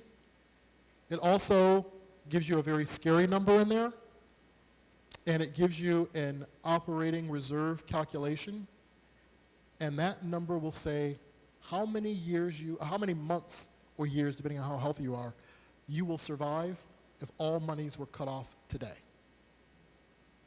And when that number is generated, that is a scary number. Because it tells you in months how much longer you can operate the way you're going right now. It is an annual process that I'm required to go through because there are major funders that require the report. It is probably the most interesting one to look at. And then, of course, you have to make sure you allow in your budget for dues and publications, memberships in associations for fundraising professionals, local chambers, Rotary clubs, office supplies, communications, and seed money to start up your fundraising events. And when I say seed money, sometimes the seed money is in kind. When we started out doing Small Business University, Small Business Network, we got a local grocer to provide the funds, like Wegmans, to provide the food for free. But that goes in your budget because it's an in-kind gift. And right now we work with a caterer who slashes his charge more than in half. So we get an in-kind gift from him, and then we pay him for another portion of it. Make sure you reward your development team, your committee members, and staff after reaching their goals. Report your successes as well as areas that need improvement to the board and the executive leadership team. Here are the things that you really need to know. How to start your development team in your first 100 days. What are the basics of the fundraising plan and your fundraising basics? And again, I was basically assuming all of you are starting from zip. This is what you need to start from zip. This is what's required. It can be done. I came into Montgomery Community Media with them having hired a development consultant who was short-lived. This is what it requires to really get the process going. I do put in last year's presentation that I did, which was called Fundraising for Community Media. And the reason I put that in as a download for you is because this is the stuff we're not going into depth on today because we want it to get you started. This really gets into all of the other reports, all of the other structures. That's in that presentation. And so, again, I know this is like turning on a fire hose and pointing it straight at you, but you asked for the information. And you didn't even want to take the break when I offered it. So you can be successful. You can be successful. You can be successful. I mean, one of the big visions that Merlin Reinecke, our former CEO, had was he wanted to get to the point of launching a major fundraising event like they did at Create TV. And he was like, we want to do it, and so we tried to come up with names, and I'm going to have you laughing at this. We were like, okay, how about the ICE Awards, Innovative Content? And all of a sudden everybody looked, oh, no. ICE is a bad word right now. We can't use it. No. So we put a call out to the staff. Come up with a name for our new awards program. And they picked Epic. Epic. And it's for people who create innovative content. But what we did was something different. We did a hybrid. We recognized some of our local volunteers and access members for the content that they created both on broadband and broadcast. But we also honored national figures. And this is how you sell your tickets. So last year's Chairman Award winner was Cokie Roberts. We've given one to Juan Williams. We've given one to the local news media, Andrea Roan and Barbara Harris. What we do is we sit here and we do regional and we do national and we ask, and yes, I will say to you, yes, we were bold enough to ask the founder of Amazon. And you know what was so funny about Jeff Bezos? He actually had his secretary respond. You kind of asked me late on the calendar this year, so I have to say no. Ask me again next year. Directly from his personal secretary with a private number. You gotta think big. You gotta be bold. Are you gonna get more no's than yeses? Absolutely. It's the one yes that makes it transformative. You have to think about your programming. And can you get a local news anchor sometimes to come in and volunteer for you? We put in for the NEA Big Read. Everybody knows what that is? The NEA does an annual competition where you encourage people to read one book. They give a roster of the books, you say which one you're going to select. Normally libraries apply for it. The only person outside of libraries that have applied for it has been universities and PBS. No access center ever went for it. But Montgomery Community Media, what separates us from PBS? Nothing. So we partnered with our library, and we went for it, and we received it. And so now we've done something that PBS and universities and major library systems have done, and we, in our case, decided to do immigrant stories because it's very significant in our population. About 40% of the people in our county speak a language other than English as their true first language. About 39% were born outside of the United States. And so this is a huge impact. And we picked The Beauty That Heaven Bears by Danao Mengetsu. And Danao actually came in to speak. We picked a book that we knew had a geographic significance to us, Silver Spring, Washington, D.C. But more importantly, we decided to get the community involved by saying, well, let's record the oral histories of people to talk about their stories. And we did one show where we got three business leaders to tell their stories. And by the way, we asked Steve Roberts, would he do it? I'd be honored to do it. Of course we knew he had books come out on the immigrant experience. Steve came in, he was the MC. He told all of them they would stay away from political issues, and they gave wonderful stories. We did, and then we turned around and we collected oral histories to turn into snippets that we put on our air, 2-minute snippets. And we asked funders from E-Trade. And we asked funders from other corporations to come in and tell their stories. They were tickled pink. Nothing mattered more. We got them in our house. They got to see our staff working. They got to see the excellent work we do. They got to see the impact. And God knows they love saying they were doing it for the National Endowment for the Arts. That grant's going to come up again. I hope you all go for it. Yes?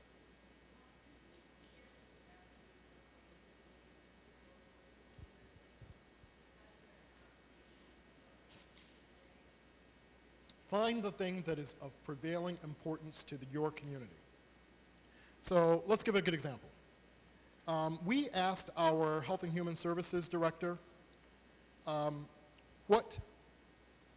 since she was in charge of the Affordable Care Act at the time for both Montgomery County and Prince George's County, 4 million people, what did she feel was missing from the Affordable Care Act as it was funded.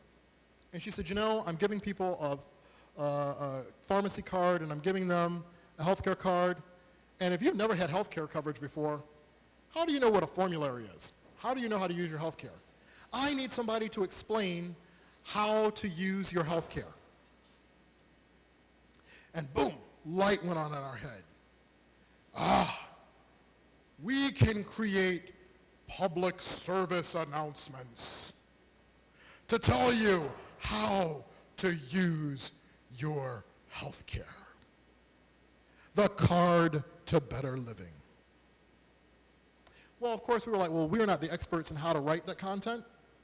So we were like, okay, we see the need. We can identify funders, but we need to be able to draft the content. And we don't want to be responsible for what's said in it. So we went to the Primary Care Coalition, a nonprofit that deals with healthcare, and we said, hey, can you write the content? They were ecstatic. Oh my God, we can put this in our results, our outcomes, yes! So they wrote the script, we cast the people, we recorded the footage, and it became funded by the Kaiser Family Foundation.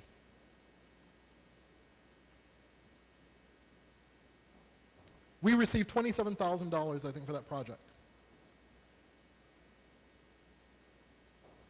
Doing what we do, multimedia. She identified a problem. We asked her what was her challenge. We immediately could see some potential funders. We needed somebody to do the content. They did the content. 3 partners, everybody's happy.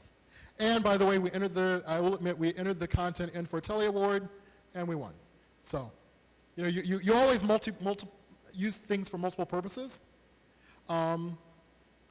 Again, the way that you approach it is, what is a local problem in my jurisdiction? Who can I partner with that will help me get the wording for the content or solve the problem?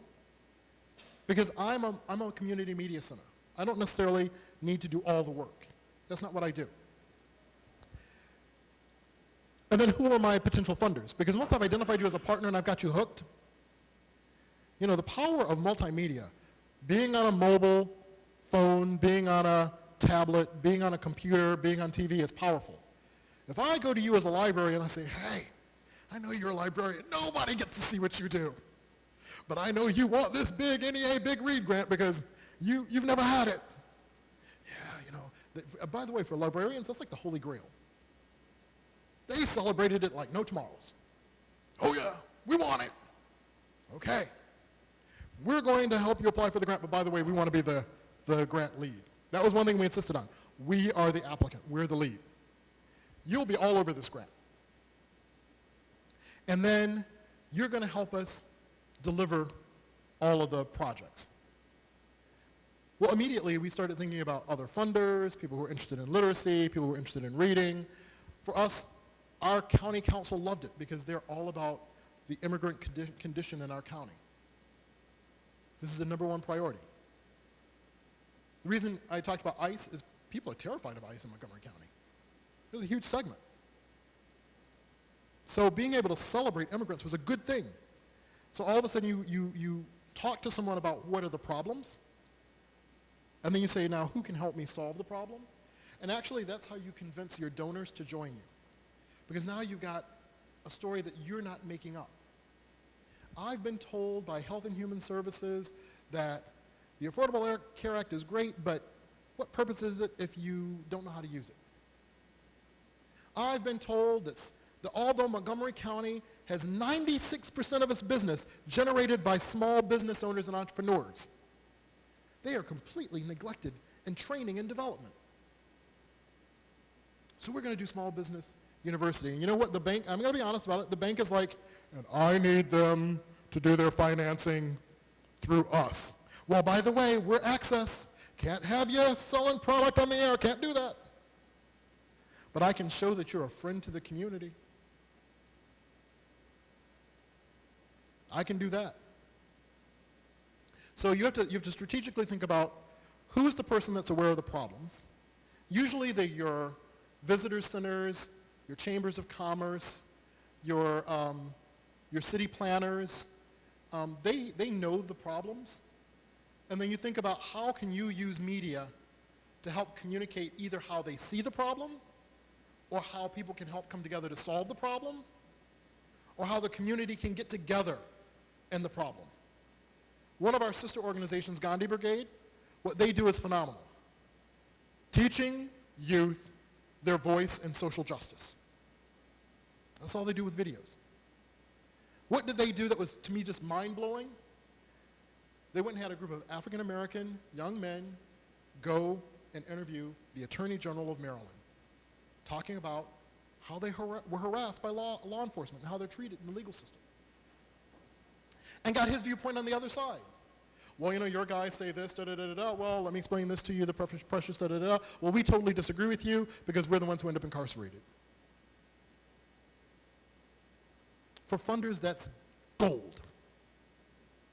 That's gold.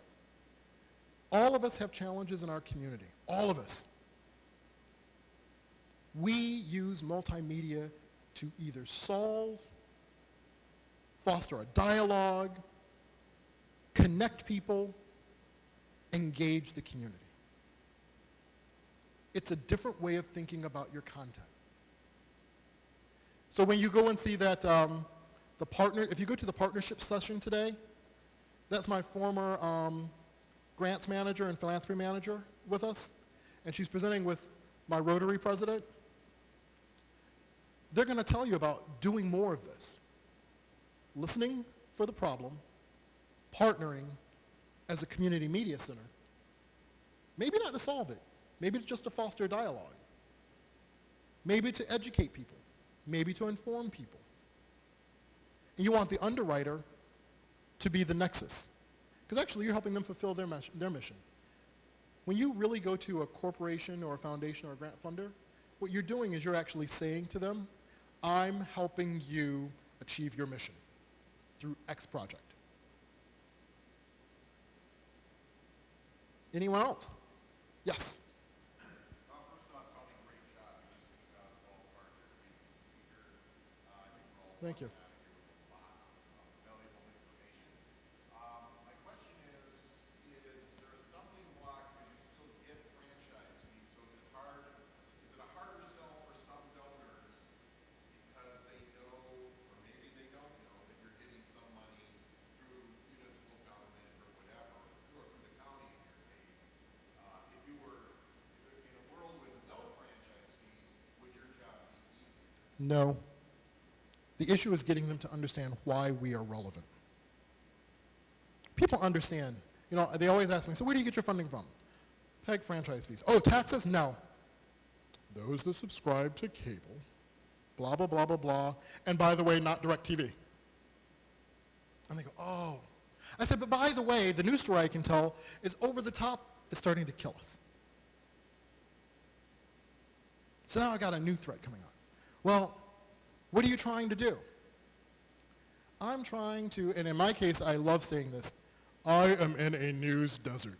Makes me sound like a wonderful child out of the sub-Saharan desert. I am in a news desert. When Jeff Bezos bought the Washington Post and decided to dispose of the Gazette newspapers, leaving 4 million people without local news other than the major broadcast stations. And because we're in Washington, D.C., they are only interested in nationally relevant news with a smattering of controversy and car crashes from the community. Nobody talks about Johnny being all state. Nobody talks about Susie, the first girl who joined the Boy Scouts of America now that it's Scouting USA. Nobody talks about the kid who came up with the prosthetic arm and programmed it, printed it out on a 3D printer, and now companies are looking at their work. We are the voice of the silent. We are the people who tell your stories. When everybody looks at the impact of Facebook, we tell the local impact because we have a 10 million reach on Facebook. So we have lots of people who are impacted by it. When we talk about the immigration policy in the United States and the debates raging on all sides, we're in a county where I personally can say I've had a friend who was deported back to El Salvador. So it's not just affecting the national news. We tell the story personally. And we talk about it through oral histories. And we talk about it through policy. We talk about it in dialogues. One of the big projects that we did was we realized that Montgomery County had never celebrated Vietnam veterans at all. And so all of the PICs came together and we did a program that we called Honor and Gratitude, celebrating Montgomery County's Vietnam veterans. And I will say this is one time I have never seen our teams go big like we went big that time. We had 2,000 people attend. We had a Huey helicopter fly in from the U.S. military. Yes, we asked for it. We had a staff member, an executive assistant, who was persistent and begging for it. I'll never get over the day she said, oh my God, the general has called. The general has called. Now I can get a tank, or I can get a Huey helicopter. And we were doing this at the University at Shady Grove, part of the University of Maryland system. And we were like, well, the tank might tear up the sidewalk and the parking lot. Not a really good idea. But the Huey, now that's cool. And we partnered with the Vietnam Veterans of America, the local Montgomery County Veterans Commission, the Daughters of the American Revolution wanted in, and what ended up being, and then, believe it or not, Krispy Kreme donated like 2,000 donuts. Everybody wanted in. And we got Bob Schieffer to speak. Because Gary Sinise was previously booked. We went for the people that we knew had heartstrings for veterans. And it knocked it out of the park. When we went to Pentagon Federal, we didn't know that the CEO of PenFed was a veteran. We didn't know his board chair was the first female general. They came in like the force and glory. We are Pentagon Federal Credit Union. We believe in veterans. And all we were doing was saying thank you. Notice what the program was. Thank you for your service and sacrifice. That's all we did. People went bananas. You can do things like that. Little things you don't think about. What are the big things to celebrate in your community that everybody's just taking for granted, but if somebody spoke up, will have massive impact? And we did get lots of corporate funders for that, because that was a huge undertaking to print banners and print certificates. We had one guy who owns a Marine-style fitness center called Soldier Fit, and he has this thing called the 44th Platoon, and he brings out all of the boots of fallen soldiers and lines them up. And that's what the Vietnam vets came up in between. We tried to get the mobile Vietnam Wall, but it was already booked. We thought, you would be amazed at how many angles the staff started thinking about. Oh my God, have you thought about blah, blah, blah, blah, blah.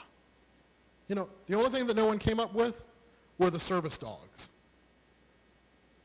Now, one of the things we said, well, what do we follow up a huge success like that with?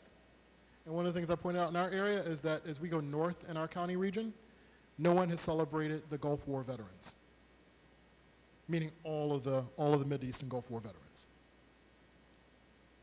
Because unfortunately, they are vilified in the media. They didn't ask to go do what they did. It's just like Vietnam. They didn't ask to go do this. It was a duty. And so someone should say, thank you for your service. Nothing more, nothing less. We weren't commenting on the Vietnam War. We weren't saying whether it was right or wrong. We were just saying thank you for your service to the men and women that deserved it. And so you can find opportunities like this everywhere. The other thing that we've done is we've partnered with people that you don't even think about normally that have substantial pockets. The American Nurses Association. We live stream out their training videos. The Gastroenterological Society. They needed videos for their conference. Oh, how exciting. I'm going to talk about intestine and bowel. Yes, yes. But we in community media centers, that's actually a challenge for our people who love creating content. They thought that stuff was kind of neat. Oh, dude, look at this is gross. This is the endoscopy going down. Wow. It's great. Team learned something new, and the society got what they wanted. We also partnered, and this is one of the biggest compliments we'd ever received. We partnered with the U.S. Department of Commerce to do Select USA, and that's where they have 40 ambassadors from across the United States come to the United States and talk about doing trade with the United States. We were the official videographer under President Obama and Vice President Biden. Do you know what it felt like for our staff to run around behind ambassadors, capturing their stories? They thought they were gods.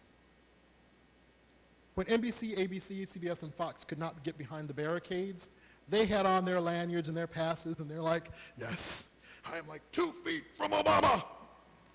Suck that! Community media rules! It felt good. So those are the things that you need to look at. And the way we started doing that was from a program called the International Trade Forum, where we brought in the Department of Commerce to teach people how to do international trade from their local businesses. And they got their district export council to pay for it. So solve a problem. Yes?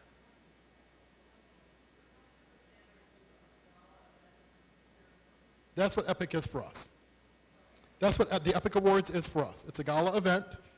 The first year we went negative. This year we just fell just shy of break even. So this year we should be in great shape. And I will tell you, for the scale of our event, EPIC for us is epic. So when I say epic, it's czarist. If you go on our website, if you go on mymcmedia.org and Google EPIC Awards, you'll see what we mean by epic.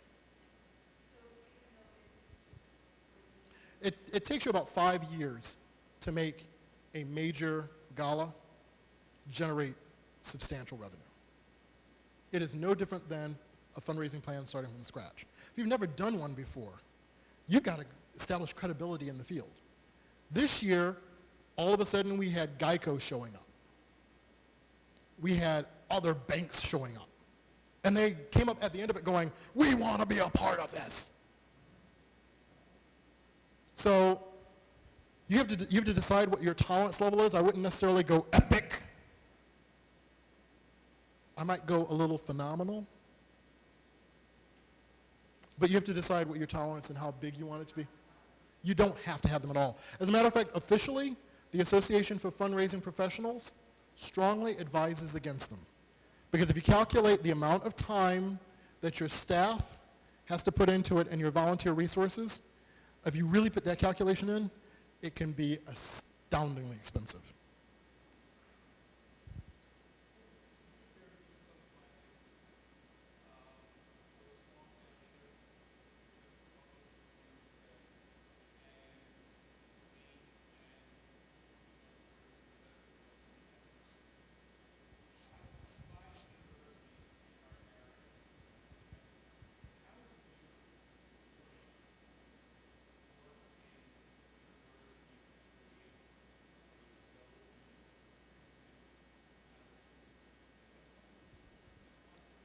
Yes. I actually, on the Association for Fundraising Professionals, sit on the collegiate committee, and actually we certify students who go through the formal training and get 100 hours, so they can get their professional certification in it at the collegiate level. So there's actually an interest for universities to do it, because then they can say they offer the certificate, and the kids can get a certification for the work that they're doing, or the young adults, and young men and young women. And at the same time, AFP will recognize the coursework that ties from the university as qualifying training, instead of having to offer something external to receive the certification. So for example, ethics, every university has ethics. We will accept that course from the university as long as the students take one session of ethics. If they don't want to take the course, then you can do a short seminar in ethics and have them trained to qualify. So but we love that. We love that. And students, they love it because if they want to go into sales, if they want to go into nonprofit leadership, it's a great skill to have. Students really, really do love it. And by the way, at universities, personal note for you, the staff sponsor of the collegiate chapter gets to go free to the collegiate training conference in Orlando. That's the price, that's the gift for putting up with the students. Yes. Good. Are we finished? Is everyone completely overwhelmed? Water hosed, waterboarded down. What I want to emphasize more than anything, this is doable, this is achievable, this is attainable. Other PEG stations have done it. You can do it. You are not off the cliff. You've not fallen off the ledge. Even at a small two-person shop, what I was going to say if you were going to go in that direction, pick a segment. Maybe the segment is economic development. Use the professors. Pick a segment. Maybe it's focusing on healthcare. Maybe it's focusing on giving young people their voices. Maybe it's giving elderly their voices. Biggest unmet need. Elderly people are lagging behind. Senior people are lagging behind in the technology. Just make a difference. Say how you're going to make a difference. Pick your target and go for it. Do we have any kind of like a group or a subgroup within ACM that for people who are just starting out doing fundraising? Tell Mike to create one. I think he'll be ecstatic to hear that. I think the president, Mike Wassenauer, will hug you, kiss you, and adore you because so many of us need this, and some of us have good expertise. You don't have to recreate. If somebody else did it in another jurisdiction and you can do it in yours and it will work in yours, best form of flattery. Imitate it, recreate it, don't do it all over again. So if you ever want to see Small Business University, I'll be glad to give it to you. You know, I can tell you the history of how we set it up and what it took. Anything else? We are done. You are free. Run. Thank you. Thank you, thank you, thank you.